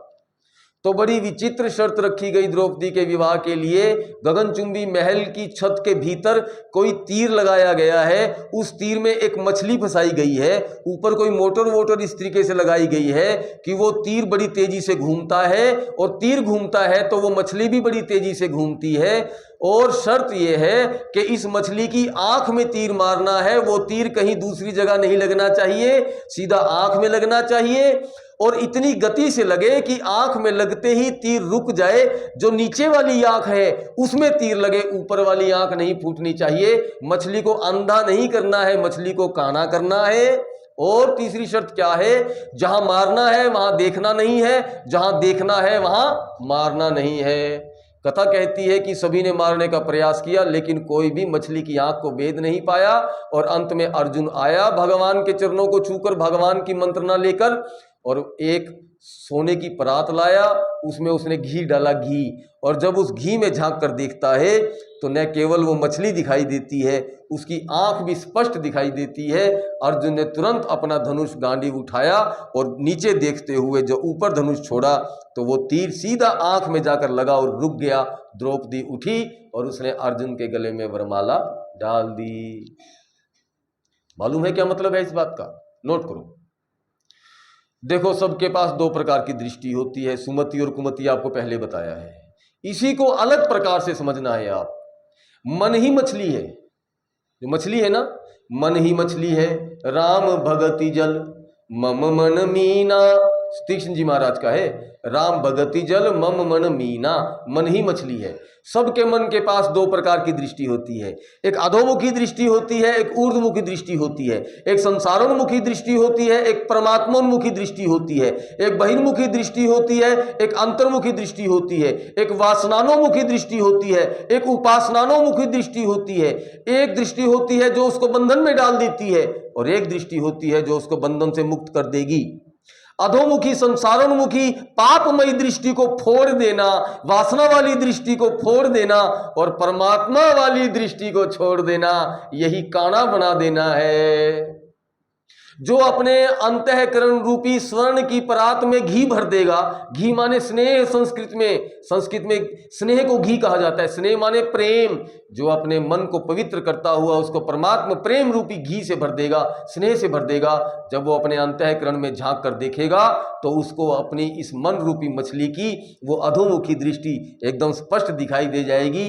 तब वो अपने ध्यान रूपी धनुष पर गुरु जी का उपदेश रूपी बाण चढ़ाएगा और अपने मन की उस अधोमुखी दृष्टि को फोड़ देगा, और ध्रुव पद, कभी ना मिटने वाला पद, आत्म पद, शिव पद, कैवल्य पद रूपी द्रौपदी अर्जुन का वरण कर लेगी, आपका वरण कर लेगी, अगर आपने मन की उस दृष्टि को भेद दिया। यही है काना करना। हम भी यहाँ आते हैं आपकी अधोमुखी दृष्टि को तोड़ देने के लिए, नष्ट कर देने के लिए। प्रेम से बोलिए सियापति रामचंद्र भगवान की। देखो मालूम है हम थोड़ा स्पीड से बोलते हैं, लेकिन बात तो समझ में आ रही है ना माता जी? बस बात समझ में आनी चाहिए, धीरे धीरे बोलने में समय ज़्यादा लगेगा और कथा हमारी छूट जाएगी। चलो सुतीक्ष्ण जी महाराज का प्रसंग भी सुन लो, बीच में आया है, नाम आ गया उनका। अरे महाराज गजब संत थे, गजब संत थे। सुतीक्ष्ण जी महाराज बड़े भोले भाले थे और दुनिया में उनका कोई नहीं था। वो गुरु जी की सेवा करते थे, गुरु जी को ही अपना मानते थे। और एक दिन गुरुजी ने कहा कि सुतीक्ष्ण जरा आज तू गाय को चराने के लिए जंगल चले जाना। उसने कहा जी गुरुजी। तो सुतीक्ष्ण जी जिस समय गाय चराने के लिए ले जाने लगे तो गुरुजी ने लगाई आवाज, ओ सुतीक्ष्ण इधर आ, तू शाम तक वापिस आएगा? हाँ गुरुजी शाम तक आऊंगा। तो तुझे भूख नहीं लगेगी जंगल में? हाँ गुरुजी भूख तो लगेगी। तो क्या करेगा? गुरुजी जंगल से देख लूंगा कुछ खाने का मिल जाएगा तो। अबे जंगल से खाने का तो मिल जाएगा, लेकिन भगवान तो यही मंदिर में छोड़ के जा रहा है, भोग लगाए बिना खाएगा क्या? तू बेवकूफ तो नहीं हो गया है? तुझको नहीं मालूम है बिना भगवान को भोग लगाए नहीं खाना चाहिए? हाँ गुरुजी वो बात तो आपकी सही है, सही है। तो एक काम कर, जा शालिग्राम भगवान उठा ले, साथ ले जा, वहां ले जाना इनको, और जब भोजन कोई प्रबंध हो जाए तेरे फल वगैरह का, तो पहले शालिग्राम भगवान को भोग लगा के और फिर खा लेना। उसने कहा ठीक है गुरुजी। वो मंदिर में गया, शालिग्राम भगवान को उठा के अपने कपड़े में बांध लिया और गाय को लेकर चला गया जंगल। दोपहर को लगी भूख और नदी के किनारे एक जामुन का पेड़ था, एक काले काले मोटे मोटे जामुन लगे हुए थे। तो सुतीक्ष्ण जी महाराज ने सोचा कि ये तो बड़ा ऊंचा पेड़ है, इस पे चढ़ना तो संभव नहीं है और कोई लंबी लाठी भी मेरे पास नहीं है, कोई पत्थर देख लेता हूं, कोई पत्थर मिल जाएगा तो पत्थर से मार मार के जामुन तोड़ लेंगे। दैव योग से भगवान ने ऐसी लीला की कि वहां कोई पत्थर ही नहीं मिला। जब वो हार गए, जैसे जब आप हार जाते हो अपने जीवन में तो आपको किसकी याद आती है बताओ? क्यों बहन जी? भगवान की याद आती है ना। तो जब वो हार गए तो उनको उस शालिग्राम भगवान की याद आ गई। उन्होंने कहा शालिग्राम भगवान किस दिन काम आएंगे। तुरंत शालिग्राम भगवान को निकाला और उन्हीं से निशाना लगाने लगे और जामुन टूट के नीचे गिरने लगे। एक इतना मोटा जामुन सबसे ऊपर लगा हुआ था, उस पर सुतीक्ष्ण जी महाराज की दृष्टि थी बहुत समय से। उन्होंने सोचा बस ये जामुन और मिल जाए तो मजा आ जाए।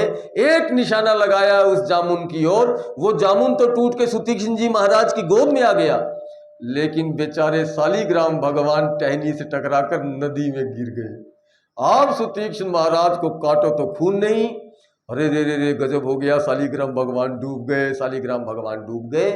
अब मैं गुरु जी को क्या मुंह दिखाऊंगा? तो वो जो जामुन था ना मोटे वाला, उसको सुनाने लगे तेरे कारण से मेरे शालिग्राम भगवान डूबे हैं। उसने सोचा एक बात है, ये जामुन बिल्कुल शालिग्राम भगवान जैसा लग रहा है मुझको, वही तो काला काला मोटा मोटा गोल गोल। तो बाकी जामुन तो खा गए और वो शालिग्राम भगवान चुपके से शाम को आके और जहां शालिग्राम भगवान रखे जाते थे वहां वो जामुन रख दिया। अब पूरी रात जामुन पड़ा रहा, गर्मियों की रात थी, वो बेचारा थोड़ा बुसबुसा हो गया होगा। अगले दिन सुबह सुबह 4 सवा 4 बजे गुरुजी आए स्नान करके और शालिग्राम भगवान को प्रतिदिन नहलाते थे, चंदन तिलक लगाते थे, और उनको क्या पता थोड़ा अंधेरा था कि यहाँ क्या पड़ा है, और लेके जामुन जब उसको रगड़ रगड़ के धोने लगे तो जामुन का छिलका उतर गया। तो सुतीक्ष्ण जी महाराज को आवाज समझ गए गुरुजी। सुतीक्ष्ण जी महाराज को आवाज लगाकर बोलते हैं अगस्त ऋषि, हे सुतीक्ष्ण, हमारे शालिग्राम भगवान को तू क्या कर दिया हो? तो सुतीक्ष्ण जी महाराज समझ गए, पकड़े गए, लेकिन वहीं से चिल्लाकर कहते हैं गुरुजी प्रतिदिन चंदन प्रतिदिन पानी, ये तो हार शालिग्राम भगवान गली जाए तो सुतीक्ष्ण का जानी। गुरुजी ने उठाई अपनी छड़ी का, भाग भाग यहां से भाग। जब तक शालिग्राम भगवान को खोज कर नहीं लाएगा तब तक इस आश्रम में घुस मत जाना। सुतीक्ष्ण जी महाराज जोर जोर से रोने लगे, मन में विचार करने लगे, इस दुनिया में गुरुजी के सिवा मेरा कोई नहीं था। गुरुजी ने ही मेरा त्याग कर दिया, मुझे त्याग दिया। अब मेरा कोई सहारा नहीं है, अब मैं कहाँ जाऊं? लेकिन तभी सुतीक्ष्ण जी महाराज को अपने गुरुजी अगस्त ऋषि का दिया हुआ एक उपदेश याद आ गया कि जिसका कोई नहीं होता उसका परमात्मा होता है। तो सुतीक्ष्ण जी महाराज ने अपने मन में विचार किया कि तेरे भगवान तो हैं, जा उन्हीं की शरण में। और उस दिन सुतीक्ष्ण जी महाराज समस्त आश्रयों को त्याग कर एक परमात्मा के लिए निकल गए। और तभी उनके कान में सूचना मिली कि इस अरण्य में भगवान आए हुए हैं। और जैसे ही सुतीक्ष्ण जी को सूचना मिली, सुतीक्ष्ण जी उस रास्ते पर बहुत दूर तक दौड़ते चले गए। जब बहुत दूर तक दौड़ गए तो सोचते हैं, अरे मैं कौन से रास्ते पर जा रहा हूं, भगवान कभी उस रास्ते से तो नहीं आ जाएंगे। वापिस आए, अब इस रास्ते पर दौड़ने लगे। फिर सोचने लगे कभी भगवान इस रास्ते से तो नहीं आ जाएंगे, तब वो तीसरे रास्ते पर दौड़ने लगे। इस प्रकार दौड़ते दौड़ते सुतीक्ष्ण जी महाराज थक गए और वापस वहीं बीच में आकर बैठ गए। और उन्होंने अपनी आंखों को बंद किया और अपने मन में विचार करने लगे कि सुतीक्ष्ण, तूने ऐसा कौन सा तप किया है, कौन सा जप किया है, कौन सा सत्कर्म किया है जो भगवान तुझसे मिलेंगे। तेरे पास कोई ऐसा गुण नहीं है कि भगवान तुझको अपना लें। लेकिन अंत में जब सुतीक्ष्ण जी ने विचार किया, लेकिन एक बात है, जो मन क्रम वचन से एक परमात्मा का होता है, जिसको भगवान के सिवा किसी दूसरे का आश्रय नहीं होता, भगवान उसको जरूर अपनाते हैं। ऐसा विचार करते ही भगवान उनके हृदय में प्रकट हो गए। और तुरंत फिर भगवान जब सामने आकर खड़े हुए और सुतीक्ष्ण को आवाज लगाने लगे, लेकिन सुतीक्ष्ण जी भगवान के चतुर्भुज रूप को भीतर देख रहे हैं, इसलिए उनकी जो इंद्रियां हैं वो बहिर्मुखी नहीं होना चाहती हैं। भगवान बुलाते हैं लेकिन उनको भगवान की आवाज सुनाई नहीं देती है। भगवान सब माजरा समझकर वो जो चतुर्भुज रूप था उसका भगवान ने संवर्धन कर दिया, खींच लिया। और जब वो रूप निकल गया सुतीक्ष्ण जी के हृदय से, तो सुतीक्ष्ण जी का हृदय तड़प गया, आंखें खुली और उन्हीं भगवान को अपने सामने खड़े पाया और सुतीक्ष्ण जी महाराज भगवान के चरणों से लिपट गए। अब बताओ, सुतीक्ष्ण जी महाराज को भगवान दौड़ने से मिले हैं कि बैठने से मिले हैं? क्यों माता जी? सुतीक्ष्ण जी महाराज जब तक वो दौड़ रहे थे भगवान खड़े थे। हाँ सुनो, जब तक वो दौड़ रहे थे ना तब तक भगवान खड़े थे। लक्ष्मण जी देख रहे थे भगवान खड़े हैं, देख रहे थे कि दौड़ रहा है लेकिन चले नहीं, खड़े रहे। और जैसे ही उन्होंने देखा कि सुतीक्ष्ण बैठ गया, तुरंत भगवान दौड़ने लगे। लक्ष्मण जी ने कहा, यार गजब आदमी हो आप भी, जब वो दौड़ रहा था तब आप बैठे थे और जब वो बैठ गया तो आप दौड़ने लगे। भगवान ने कहा, लक्ष्मण, दुनिया वाले सोचते हैं कि भगवान बैठने से मिलता है। क्यों? सुतीक्ष्ण जी को बैठने से मिला ना अभी आपने कहा? नहीं, भगवान बैठने से नहीं मिलता, बैठी तो सारी दुनिया है। क्यों नहीं मिले भगवान? भगवान दौड़ कर बैठने वाले को मिलता है। जो तीनों रास्तों को खंगाल चुका होता है, थक कर बैठता है, उसको मिलता है। नींद किसको आती है? जो पूरा दिन लेटा रहता है उसको नींद नहीं आती है। जो दौड़ता है और फिर लेटता है तब नींद आती है। जो ज्ञान, भक्ति और कर्म तीनों निष्ठाओं को संपूर्ण अंतःकरण से पकड़कर उनका पालन करता है और फिर बैठता है, उसको भगवान मिलते हैं। यद्यपि भगवान दौड़ने को से नहीं मिलते, लेकिन बिना दौड़े भी नहीं मिलते। पहले दौड़ो, खूब दौड़ो, फिर बैठ जाना, फिर आपको भगवान मिल जाएंगे। चलो, शूर्पणखा ने खरदूषण त्रिशिरा को भेज दिया और 14,000 राक्षस साथ आए। भगवान ने 14,000 तीनों राक्षसों को मार दिया। लक्ष्मण जी को पानी लेने के बहाने भेज दिया और सीता जी से कहते हैं, जानकी, अब रावण का प्रकोप प्रारंभ होने वाला है। एक काम करो, तुम कुछ समय के लिए अग्निदेव के पास चली जाओ और तब तक मैं राक्षसों का संहार कर दूंगा, कुछ लीला करूंगा, और जब लीला मेरी पूरी हो जाएगी तो मैं तुम्हें अग्निदेव से वापस बुला लूंगा। अब आप ये बताओ कि सीता जी की अग्नि परीक्षा हुई है कि नहीं हुई है? बताओ।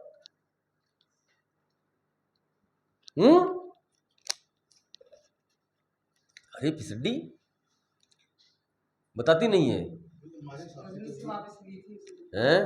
हाँ देखा, ये आपकी होशियारी है। देखा, तुरंत आपने प्रसंग को पकड़ लिया, ये बहुत अच्छी बात है।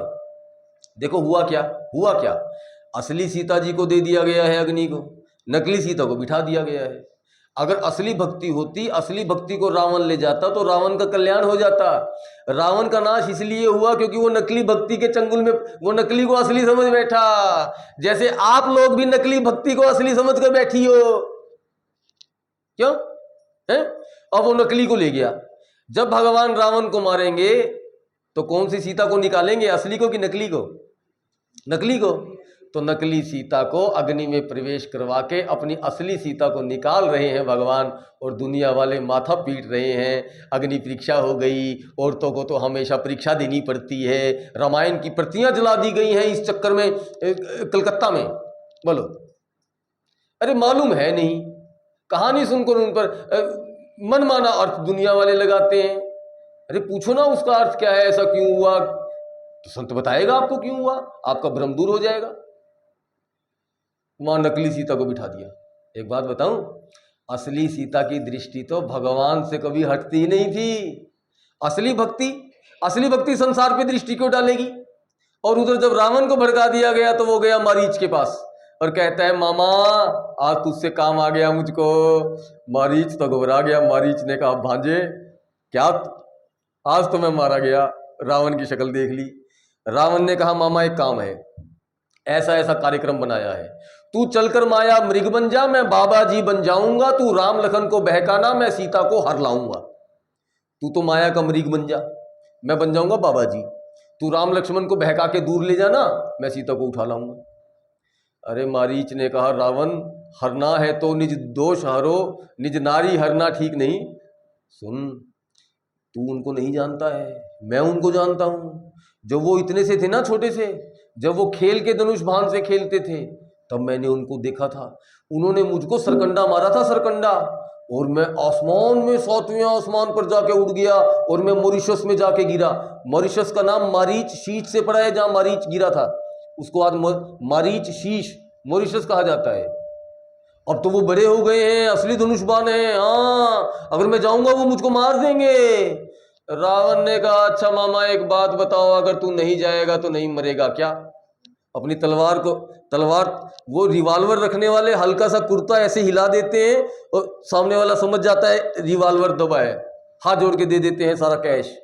तो रावण ने भी अपनी तलवार पर हाथ फिराते हुए कहा, मामा अगर नहीं जाएगा तो बचेगा क्या। मारीच ने कहा, देख आज तो मुझे मरना ही है, लेकिन मेरे सामने दो तरह की मौत है, या तो इस दुष्ट के हाथों मरूं, या भगवान को देखते देखते भगवान के हाथों मरूं। तो बताओ मारीच ने कौन सी मौत चुनी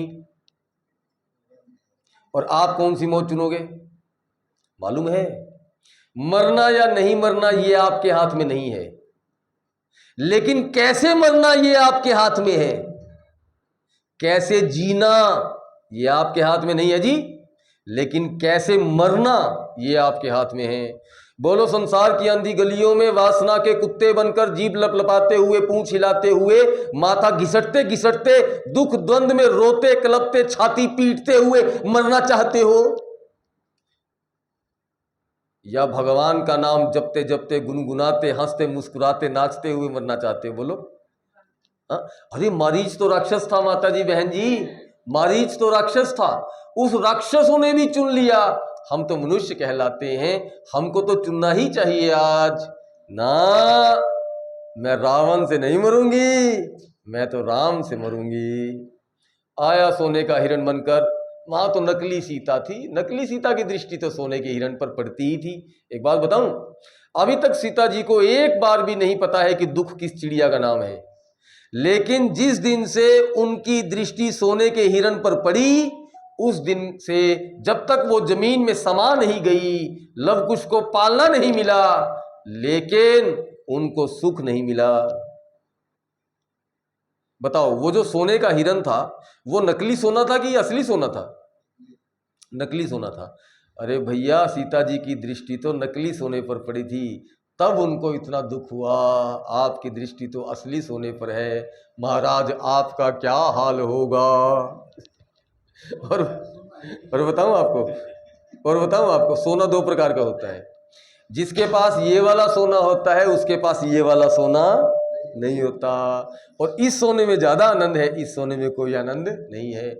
हम लकड़ी की माला पहनते हैं ना, मालूम है क्यों पहनते हैं? क्योंकि हमारे पास सोने की माला पहनने के पैसे नहीं है, और हम भी माला पहनना चाहते हैं, इसलिए हम लकड़ी की माला पहनते हैं। अरे नहीं महाराज, ये माला संतों का गहना होती है, ये हमारा साइन बोर्ड है, हम इसलिए पहनते हैं दुनिया वालों को दिखाने के लिए कि है दुनिया वालों मैं इससे पहुंचा हूं। अगर तुम भी पहुंचना चाहती हो तो तुम भी इसको पकड़ लो। किसी संत की तस्वीर देख लेना, हाथ में माला मिलेगी या गले में माला मिलेगी, बिना माला के कोई तस्वीर आपको नहीं मिलेगी। यहां तक कि भगवान और हनुमान जी और लक्ष्मण लाल जी के सबके गले में आपको माला मिलेगी। क्यों? क्योंकि इससे पता लगता है कि बिना माला के जीवन में कल्याण नहीं होगा। चलो सीता जी ने मांग लिया संसार और हाँ क्या समय हो गया, 4:10। तो सीता जी ने मांग लिया संसार, भगवान चले गए इच्छा पूरी करने के लिए। मालूम है आप संसार मांगती हो ना, आपके भगवान को भी जाना पड़ता है सोने के हिरण के पीछे। कोई बात नहीं, कोई खास बात नहीं है। आप संसार में आए हो, थोड़ा भोग लो संसार, कोई परेशानी नहीं। दुनिया भोगती है, आप भी भोग लो। लेकिन एक बात है, भगवान गए ना मारीच के पीछे, लेकिन सीता जी की रक्षा में किसी को छोड़ गए। बोलो किसको छोड़ गए? लक्ष्मण जी को छोड़ गए। अच्छा ये बताओ, अगर लक्ष्मण जी वहां खड़े रहते तो बहन जी रावण की औकात थी सीता जी को ले जाता है? नहीं ले जा पाता ना। तो सुनो ध्यान से, आप संसार में जाओ, कोई बड़ी बात नहीं है, जाओ, लेकिन अपने मन को संसार में मत जाने दो। अपने मन को सीता जी के पास रखो। देखो पानी में नाव अच्छी लगती है, नाव में पानी वो तो डुबा देगी। आप संसार में अच्छे लगते हो, लेकिन आपके भीतर संसार अच्छा नहीं लगेगा। आपके पास 3 चीज है, तन, धन और मन। संसार को आपका मन चाहिए ही नहीं, और भगवान को आपका तन और धन नहीं चाहिए। नोट करो हमारी बात, डायरी लाया करो, लिख लिया करो, कोई परेशानी नहीं, फिर भूल जाओगी। तो संसार को अपना तन दे दो, पैसा भी संसार को दे दो, लेकिन मन मत देना, अपना लक्ष्य मन मत देना। इस मन को लक्ष्य पर टिकाओ और इसको सीता जी के पास ठहराओ, इसको भक्ति देवी के पास रखो। खबरदार इसको संसार में न भेजना, आपका बाल बांका नहीं होगा। मोह रूपी रावण आपके जीवन की शांति रूपी सीता को चुरा नहीं पाएगा। आपकी आंख कभी भी आंसुओं से गीली नहीं होगी जब तक आपका मन रूपी लक्ष्मण भक्ति रूपी सीता के पास खड़ा रहेगा। लेकिन एक बात है, इमरजेंसी आ जाती है। अब पोते का विवाह करेगी ना, तो शरीर से काम नहीं चलेगा, मन भी लगाना पड़ेगा। लिस्टें बनेंगी, इतना सोना, इतना चांदी, इतने कपड़े, मेनू में क्या बनेगा, कौन सा टेंट वाला और कौन सा फलाना ढिमकाना, इनविटेशन कार्ड किस किस को भेजना है, मन लगाना पड़ेगा ना। दिवाली आएगी, दिवाली, मन भी लगाना पड़ेगा। तो कई बार कोई उत्सव का मौका होता है, कोई इमरजेंसी सिचुएशन होती है, तो तन के साथ साथ साधक को मन भी लगाना पड़ता है। जैसे इस कथा में इस समय जब मारीच को बाण मारा भगवान ने, तो मारीच ने भगवान की आवाज निकाल कर कहा, हा सीता, हा लक्ष्मण, और इमरजेंसी सिचुएशन आ गई कि लक्ष्मण जी को भी भगवान के पीछे पीछे जाना पड़ा। लेकिन लक्ष्मण जी भी जाने से पहले एक काम करके गए हैं। बताओ क्या करके गए हैं? वो एक लक्ष्मण रेखा खींच कर गए हैं, और दुनिया वाले जानते हैं कि सीता जी अगर लक्ष्मण रेखा से बाहर न आई होती और लक्ष्मण रेखा में ही रहती तो एक रावण क्या 1,00,000 रावण भी आ जाते, उनकी औकात नहीं थी कि वो सीता जी को छू भर देते। तो कई बार उत्सव के मौके पर आपको अपना मन संसार में लगाना पड़ सकता है, लेकिन जब आपका मन संसार में जाए, ले जाना पड़े, तो लक्ष्मण रेखा के भीतर रहना। अब समझो लक्ष्मण रेखा क्या है? मर्यादा की रेखा, नियम की रेखा है।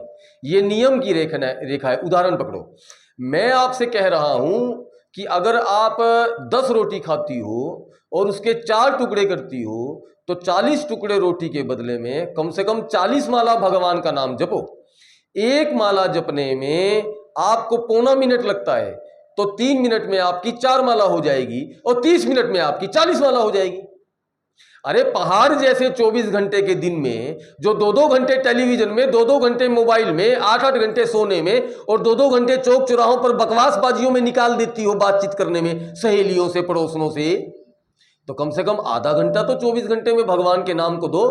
ओ आधा घंटा नहीं दे सकती क्या? अच्छा कोई बात नहीं, घबराती क्यों है, मत दे, 15 मिनट दे, 21 माला तो कर। अच्छा 21 भी नहीं कर सकती तू? हाँ हाँ तू नहीं कर सकती, बच्चे छोटे हैं ना, हाँ कोई बात नहीं, तो 11 तो कर दे। तो मान लीजिए हमने आपसे कहा कि इतनी माला जपो, और आपने कहा ठीक है स्वामी जी आप तो चले जाओगे, लेकिन मैं संकल्प करती हूँ, कसम खाती हूँ भगवान की कि जब तक मेरा ये शरीर रहेगा और कुछ कर पाऊं या ना कर पाऊं, मैं 11 माला 21 माला जपूंगी। ठीक है, ठीक है, ये आपकी लक्ष्मण रेखा हो गई।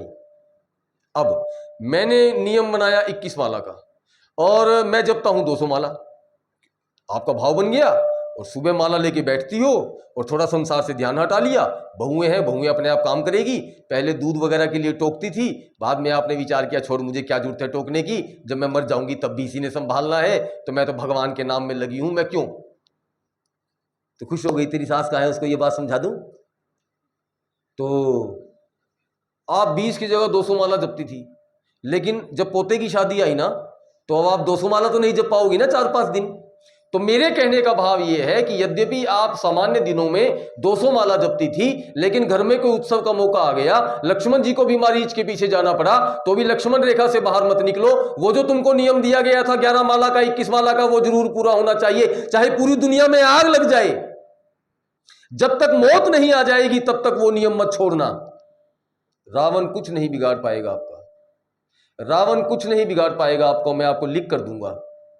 ये तो सीता जी ने अपनी कुल परंपरा का विचार किया कि अयोध्या के दरवाजे से आज तक कोई खाली हाथ नहीं गया, भले हमारे पास कुछ न हो, लेकिन कोई संत दरवाजे पर खड़ा है, अगर संत बोल रहा है कि मेरा नियम है मैं भीतर नहीं आऊंगा, तो सीता जी ने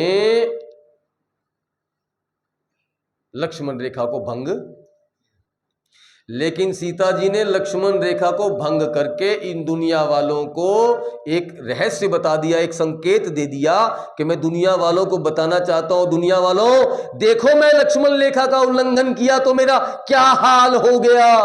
अगर तुम भी लक्ष्मण रेखा का उल्लंघन करोगी तो तुम्हारा भी यही हाल होगा। नोट करो, नोट करो, ज्यादा मत चिपका करो। बाबा जी आए चाहे जो भी आए, दूरी रखो, मन से लोगों, मन से, लेकिन दूर रहो। तुमको संकेत भी मिल जाते हैं, लेकिन तुम्हारी बुद्धि पे वासना का ऐसा पत्थर पड़ता है कि तुमको दूसरी कोई चीज दिखाई नहीं देती, तब तो तुम चिपकने को पड़ती हो। तुमको पता लग जाए एक बार कि यहां से मेरी मनोकामना पूरी हो जाती है, फिर तो तुम उसका पीछा ही नहीं छोड़ोगी। नोट करो, सच बोल रहा हूं। चलो जी, सीता जी को रावण ले जा रहा है। कौन आया मालूम है? जटायु आया। दो ने देखा था, सुग्रीव ने भी देखा, हाँ हनुमान जी ने भी देखा, कुछ नहीं किया हनुमान जी ने, बैठे रहे, लेकिन जटायु से नहीं रहा गया। जटायु ने लड़ने का प्रयास किया, हालांकि नहीं बचा पाया, खुद उसके प्राण जाने चले गए बाद में, लेकिन उसने कोशिश तो की ना। तो अपने जीवन में अपनी आंखों से मोह रूपी रावण के हाथों भक्ति रूपी सीता की दुर्दशा होते जो देख रहा है आप और हम में से, वो कायर है, पापी है। चाहे आप में बल हो या ना हो, जितना बल है उतना प्रयास तो करो। अगर आप भक्ति देवी की रक्षा कर पाए तो बहुत बढ़िया, अगर नहीं भी कर पाए ना तो भी भगवान की गोद मिलेगी। बताओ जटायु को गोद मिली कि नहीं मिली?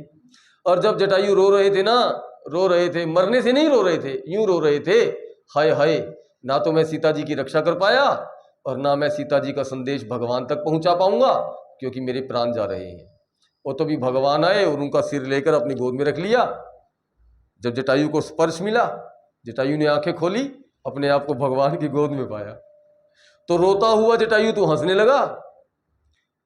भगवान अपनी जटाओं से जटायु जी के रक्त को साफ करने लगे, जख्मों को, तब भगवान रोने लगे, जटायु हंसने लगा। भगवान ने कहा, तात आप क्यों हंस रहे हो? जटायु ने कहा, भगवान मुझे अपने नाम का मतलब पता लग गया। भगवान की जटाओं में पूरी हो रही है आयु जिसकी, वो है जटा जमा आयु बराबर जटायु। नोट करो। अच्छा बताओ, जटायु कौन सी जाति का था? गिद्ध था। गिद्ध किसे कहा जाता है? गिद्ध उसे कहा जाता है जो मरा मांस खाता है। गिद्ध उसको कहा जाता है जिसका पूरा जीवन मांस पर टिका रहता है। गिद्ध उसको कहा जाता है जिसकी दृष्टि हमेशा मांस पर रहती है। तो जो देह नहीं था लेकिन पूरा जीवन उसने देह के नाते से निकाल दिया, वही गिद्ध है। अच्छा बताओ, मोंटे कार्लो की कमीज पहनने वाला मोंटे कार्लो है क्या? तो बताओ, ये शरीर पहनने वाला शरीर है क्या? नोट करो, नोट करो, वेदांत है ये भाई। मारुति कार में बैठने वाला मारुति कार तो नहीं हो जाता, तो इस शरीर में बैठने वाला शरीर कैसे हो गया? सुनो, आप दो प्रकार के वाहन में बैठते हो। आपने थोड़ा दूर जाना होता है तो मैं इसी गाड़ी से चला जाता हूं। थोड़ा दूर जाना होता है ना, मैं इसी गाड़ी से चला जाता हूं। जब थोड़ा और दूर जाना होता है तो मैं इस गाड़ी को दूसरी गाड़ी में डालकर उस गाड़ी से चला जाता हूं। मैं दो प्रकार के घरों में रहता हूं। मैं इस चलते फिरते घर को लेकर एक खड़े घर में रहता हूं। मैं इस चलते फिरते घर को लेकर एक खड़े घर में रहता हूं। न मैं वो घर हूं, न मैं ये घर हूं। मैं उसमें भी रहता हूं, मैं इसमें भी रहता हूं। एक दिन वो भी छूट जाएगा, मैं नहीं मरूंगा। एक दिन ये भी छूट जाएगा, मैं नहीं मरूंगा। बताओ, बाल के कटने से आप मर जाते हो क्या? नाखून के कटने से आप मर जाते हो क्या? अच्छा, हाथ के कटने से आप मर जाओगे क्या? टांग के कटने से आप मर जाओगे क्या? बोलो, ये शरीर कितना ही कटपट जाए, लेकिन जब तक आप छोड़ के नहीं जाओगे तब तक मरना नहीं माना जाएगा। इसका मतलब, अगर आप शरीर होते तो शरीर के मरने से आपको मर जाना चाहिए था। विचार करो। अरे, कोमा में पड़े हुए आदमी का शरीर मर जाता है, लेकिन वो थोड़ी मरता है, वो तो जिंदा रहता है। चलो, ये बाद में पता लग जाएगा किसी जमाने में। अभी आप चलो धीरे धीरे करके आगे चलो। चलो, भगवान को पता लगा कि सीता जी चली गई हैं, तो भगवान निकले पंपा सरोवर की ओर, क्योंकि जटायु ने जाते जाते बता दिया था कि भगवान वो पंपा सरोवर की ओर गए हैं। अब महाराज, अंतिम कथा आ रही है अरण्यकांड की, शबरी महारानी की। ठीक है, चलो ठीक है, फटाफट सुनो, शॉर्ट में सुनाऊंगा। 9 साल की शबरी थी, विवाह तय हो गया। बकरे मंगवाए गए 400-500, पूरे आंगन में मैं हो गई। शबरी ने अपनी माँ से पूछा, माँ इतने बकरे कैसे आए? माँ ने कहा, बिटिया परसों तेरी शादी है, बारात आएगी, उनको खिलाने के लिए बकरे मंगवाए हैं। शबरी ने कहा, माँ अगर मेरे विवाह के लिए इतने प्राणियों को प्राणों से हाथ धोना पड़ेगा, मैं विवाह ही नहीं करूंगी। और पिताजी उसी समय आए कमरे में, उसकी बात सुन ली। वो पुराने पिता थे। आजकल तो हमारी जो पीढ़ी है ना, इसको सैंडविच पीढ़ी बोलते हैं। सैंडविच पीढ़ी, मालूम है क्यों? ये दोनों तरफ से दबाई गई है। हमें तो हमारी सास ने भी दबाया और हमारी बहू भी दबाती है कि नहीं? तो हमारा राज करने का अरमान तो बेचारा हवा हो गया। ना हम सास के सामने राज कर पाए, ना हम बहू के सामने हम तो दोनों तरफ से गए। तो हमारे पिताजी मरते मरते भी हमको यही बोलते रहे कि तू बेवकूफ़ है। तो हम सोचते थे भी ठीक है, बेवकूफ़ है तो भाई जैसे भी हैं, लेकिन आपके हैं। तो क्या प्रसंग चल रहा था? शबरी का। हाँ, वो पुराने जमाने का पिता था और तुरंत उनको क्रोध आ गया। उन्होंने कहा, माँ के सामने जुबान लड़ाती है, भाग यहां से, आज के बाद शक्ल मत दिखाना। अरे, पिता लोग पहले डांट देते थे, लेकिन शबरी ने सोचा, अच्छा ठीक है, भला हुआ छूटा जंजाल और सुख से बजेंगे श्री गोपाल। पिताजी ने तो वैसे कह दिया था, शबरी तो निकल गई बाहर। माँ ने सोचा डांट पड़ गई है, खेलने गई होगी सहेलियों के साथ, आ जाएगी थोड़ी देर में। लेकिन शबरी ऐसी गई, वापस नहीं आई। चली गई पंपा सरोवर और सोचती है संतों की सेवा करूंगी। फिर सोचती है, न मालूम संत मेरी सेवा लेंगे या नहीं लेंगे, तो छिप कर सेवा करती हूँ। वैसे सेवा छिप के करनी चाहिए, और छिप के सेवा करने का लाभ है, माने पता न लगे किसने सेवा की। तो शबरी छिप गई, एक पेड़ पे बैठ गई। वहीं भगवान ने जगह बना दी लेटने की, फल भी लगा दिए उसी पेड़ पे। क्या भगवान करते हैं भक्तों के लिए। रात को शबरी उतरी, क्या करूं क्या करूं क्या करूं, पूछा थोड़ी ना क्या करना है।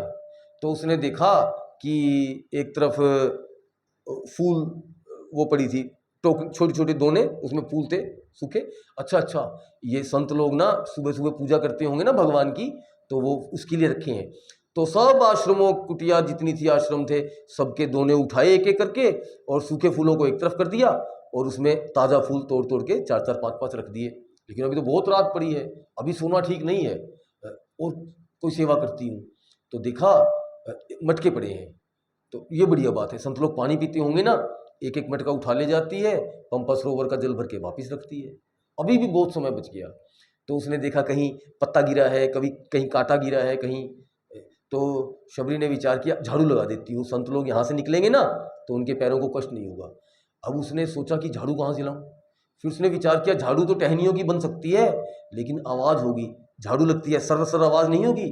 तो उसने अपना उत्तरीय उतार लिया, कपड़ा नहीं ओढ़ते हैं सिर पे, और कपड़े को ऐसा बना के और कपड़े से पूरे रास्तों को साफ कर दिया। सुबह सबको पानी मिला, सबको फूल मिले, रास्ते साफ मिले। सोचा किया होगा किसी ने, 2-3 दिन तो किसी ने ध्यान नहीं दिया। लेकिन जब ये लगातार होने लगा तो जो सबके हेड थे मतंग ऋषि, और उनके पास सूचना पहुंच गई कि महाराज ऐसा ऐसा हो रहा है, कोई भूत प्रेत तो नहीं आ गया। तो मतंग ऋषि ने कहा अच्छा मैं आज रात को देख लूंगा। और मतंग ऋषि ने उस रात वो सोए नहीं और हुड़क में पड़े रहे। और जैसे ही शबरी ने उनकी कुटिया का मटका उठाने के लिए हाथ लगाया, हल्की टक की आवाज आई, तुरंत दरवाजा खोलकर मतंग ऋषि बाहर आकर खड़े हो गए। शबरी तो बेचारी थर थर कांपने लगी, 10 कदम पीछे हटी। मतंग ऋषि ने कहा बिटिया मैं संत हूँ, संतों से डरते थोड़ी ना है, बता यहाँ मेरे पास पीछे क्यों जाती है। तो शबरी ने थर थर कांपते हुए कहा नहीं नहीं गुरुजी, मैं आपसे नहीं डर रही हूँ, मैं पाप से डर रही हूँ। संत ने कहा पाप, संत के पास आने में पाप लग जाएगा। शबरी ने कहा नहीं गुरुजी, आपके पास आने में पाप नहीं लगेगा, लेकिन इस समय चांदनी रात है, आपकी पीठ पर चांद की रोशनी पड़ रही है और आपकी परछाई मेरी ओर आ रही है। अगर मेरे चरणों अगर अगर अगर मेरे अगर मैंने अपने पैरों से आपकी परछाई को छू दिया तो मुझको पाप लग जाएगा। मालूम है गुरुजी की परछाई का भी उल्लंघन नहीं करना चाहिए, बिना उनकी आज्ञा के उनके सामान को छूना नहीं चाहिए। कभी संत के शरीर को यूं बिना छूना है तो चरणों को छुओ, संत के शरीर को कभी नहीं छूना चाहिए उनकी आज्ञा के बिना। हाँ, छूना है तो चरणों को छुओ, और कभी संत को नाम लेकर नहीं बुलाना चाहिए। हाँ, ये बात है। चलो ये कौन सिखाएगा, आजकल के लोगों को तो मालूम ही नहीं है क्या करना क्या नहीं करना, किताब में लिखा नहीं है, सिखाने वाले मर गए।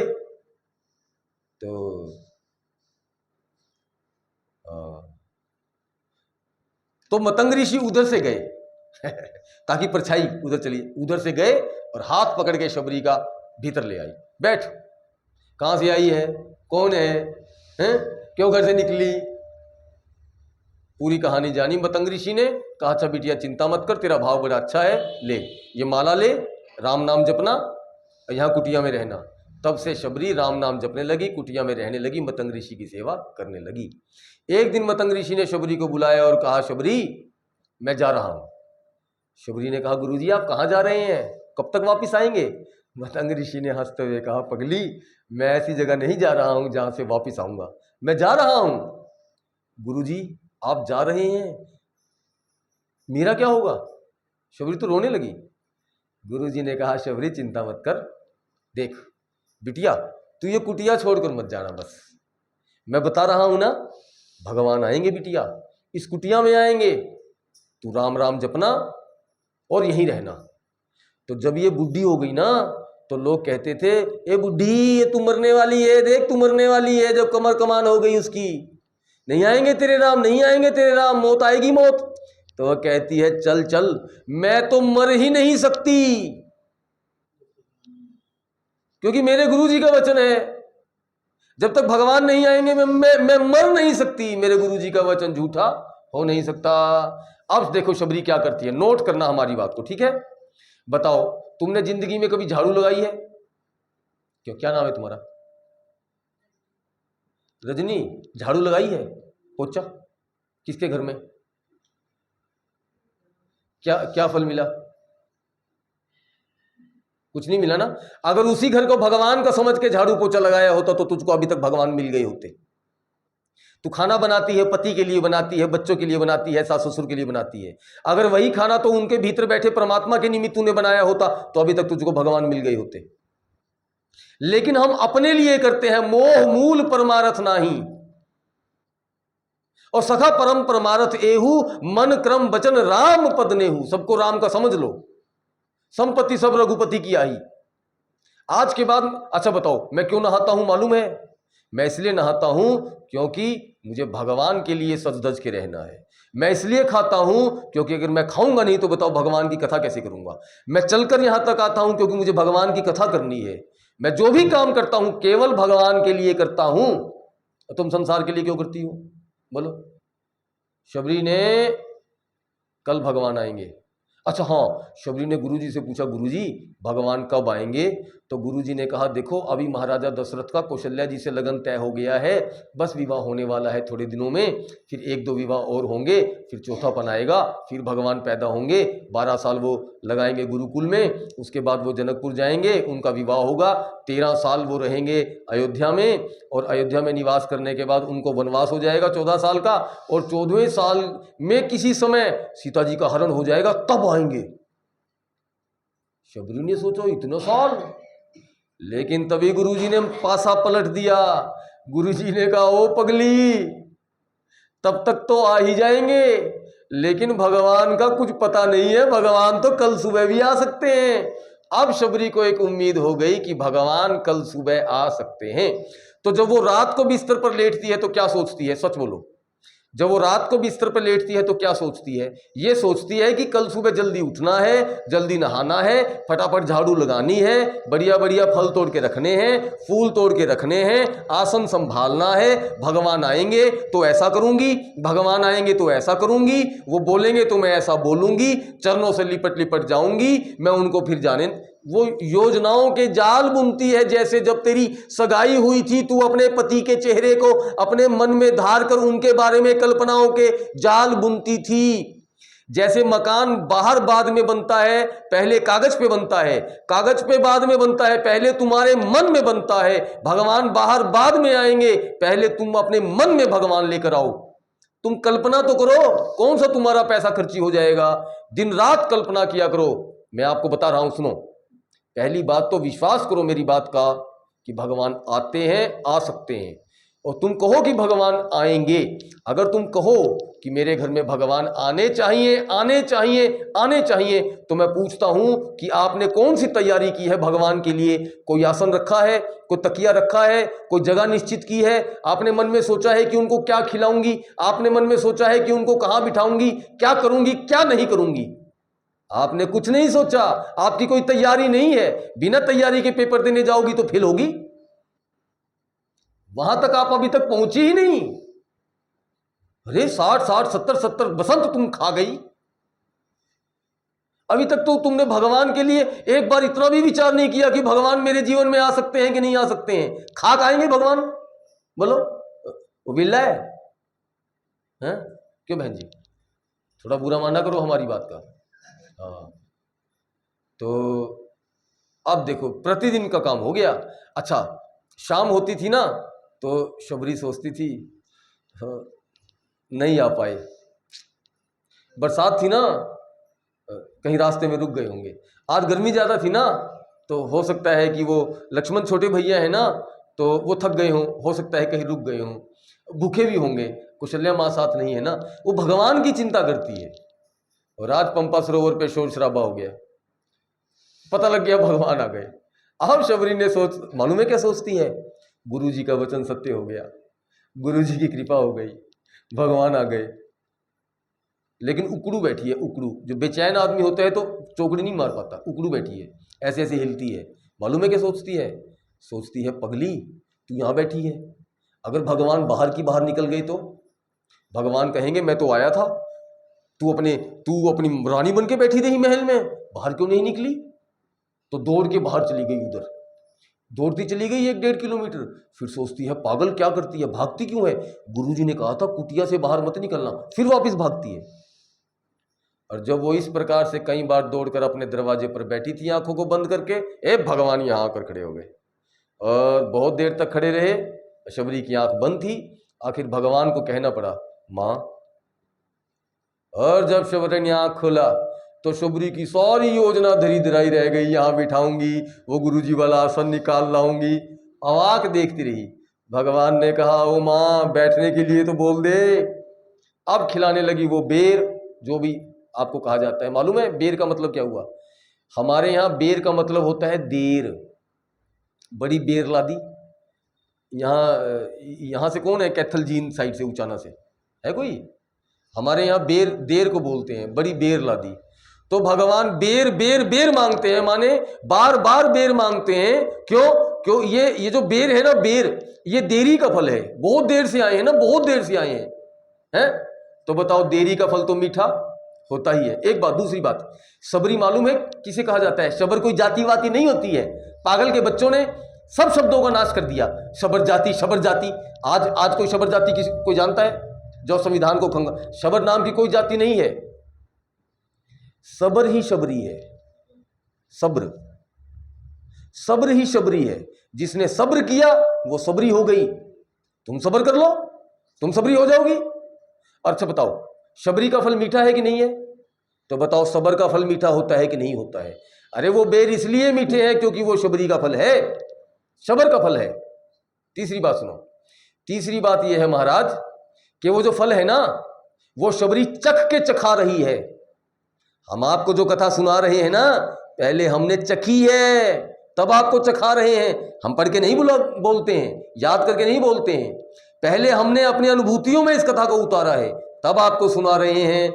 हम आपको चखने के बाद चखा रहे हैं, इसलिए ये कथा मीठी लग रही है आपको। नोट करो हमारी बात को। संत जो होता है वो बिना चखे नहीं खिलाता, क्योंकि जो बिना चखे खिलाता है वो पाखंडी होता है। गीता में भगवान ने कहा, जो नहीं जानता दूसरों को दावा करता है मैं जना दूंगा, वो पाखंडी है। तो बस अंतिम प्रसंग आ गया 2 मिनट में। प्रथम भगति, बोलो 2 मिनट। प्रथम भगति, चुपाई पूरी करो। प्रथम भगति मंदिर कर संगा, प्रथम भगति देवी जी के संगा। है ये लिखा, क्या लिखा तुलसीदास जी ने? महाराज, महाराज तो जा। प्रथम भगति संतन कर संगा। अरे संत का संग नहीं करोगी तब तक सत्संग होगा ही नहीं भक्ति का। अभी तुम्हारी भक्ति, बताओ कौन से संत से तुम जुड़ी हो? कहां तुमको आत्मज्ञानी महात्मा मिल गए, टकरा गए? प्रथम भगति संतन कर संगा। अगर संत का संग करोगी तो जैसे जुआरी का संग जुआरी बना देता है, कामी का संग कामी बना देता है, पाखंडी का संग पाखंड बना देता है, ऐसे ही संत के पास तो भगवान की कथा के सिवा दूसरी कोई वस्तु नहीं है। आपके पास सुनने के लिए 2 ही बातें हैं, या भगवान की कथा या संसार की व्यथा। संत के साथ रहोगे तो संसार की व्यथा तुमको नहीं पकड़ेगी, भगवान की कथा सुनोगी। जब भगवान की कथा को सुनोगी तो भगवान की कथा में तुम्हारी रुचि हो जाएगी। तो प्रथम भगति संतन कर संगा, और दूसरी रति मम कथा प्रसंगा। जब सुनोगी तो उसमें रति हो जाएगी, और जब रति हो जाएगी तो तुम विचार करोगी कि जिस संत ने मुझे इतनी सुंदर कथा सुनाई, तो क्यों ना मैं उनकी थोड़ी बहुत सेवा कर दूं। तो गुरुपद पंकज सेवा तीसरी भक्ति अमान। और जब संत की सेवा करने लगोगे तो तुम जहां भी अपना मुख खोलोगी वहां तुम्हारे मुंह से भगवान की ही बात निकलने लगेगी। तो चौथी भक्ति मम गुणगण करई कपट तजी गान। फिर नाम जप होगा, मंत्र जाप मम दृढ़ विश्वासा, पंचम भजन सो वेद प्रकाशा। उसके बाद मालूम है क्या होगा? उसके बाद आप बुरा काम नहीं कर पाओगी, अच्छा काम करोगी। छठ दमशील और विरत बहुकर्मा, बहुत से बेफालतू की जिम्मेवारियों को छोड़ दोगी। कोई आवाज लगा देगा मेरी दवाई ला दे, माने प्रधान बनना छोड़ दोगी, कोषाध्यक्ष बनना छोड़ दोगी। विरत बहुकर्मा, बेफालतू के बहुत सारे काम आप छोड़ दोगी। छठ दमशील विरत बहुकर्मा, निरत निरंतर सज्जन धर्मा। जो संत करते हैं वही तुम करोगी। सातों सम मोहि मैं जग देखा, मोते अधिक संत करी लेखा। तब आप संपूर्ण संसार को परमात्मा का स्वरूप देखने लगोगी, लेकिन संतों को भगवान से भी बड़ा जानने लगोगी। तब तुमको पता लगेगा कि संत भगवान से भी बड़ा है। हाँ ठीक है। और फिर आपको संतोष आ जाएगा, संतोष संतोष। आठम जथा लाभ संतोषा, सपने हूं नहीं देखिए पर दोषा। उसके बाद तुम सरल हो जाओगे, सरल। नवम सरल सब सन छलहीना, और मम भरोस भगवान के भरोसे रहने लगोगी। ही है हर्ष ना दीना। तब आप दीन नहीं हो जाओगी, हर्षित रहोगी। तब तुम रोओगी नहीं, तब तुम कल्पोगी नहीं, माथा पीटोगी नहीं, तुम्हारी आंखों में आंसू कभी आएगा नहीं, और तुम सदा मुस्कुराती गुनगुनाती हुई अपने जीवन की यात्रा को संपूर्ण कर लोगी। प्रेम से बोलिए सियापति रामचंद्र भगवान की। हमारे द्वारा जो भी कहा गया उसे हम अखिल कोटि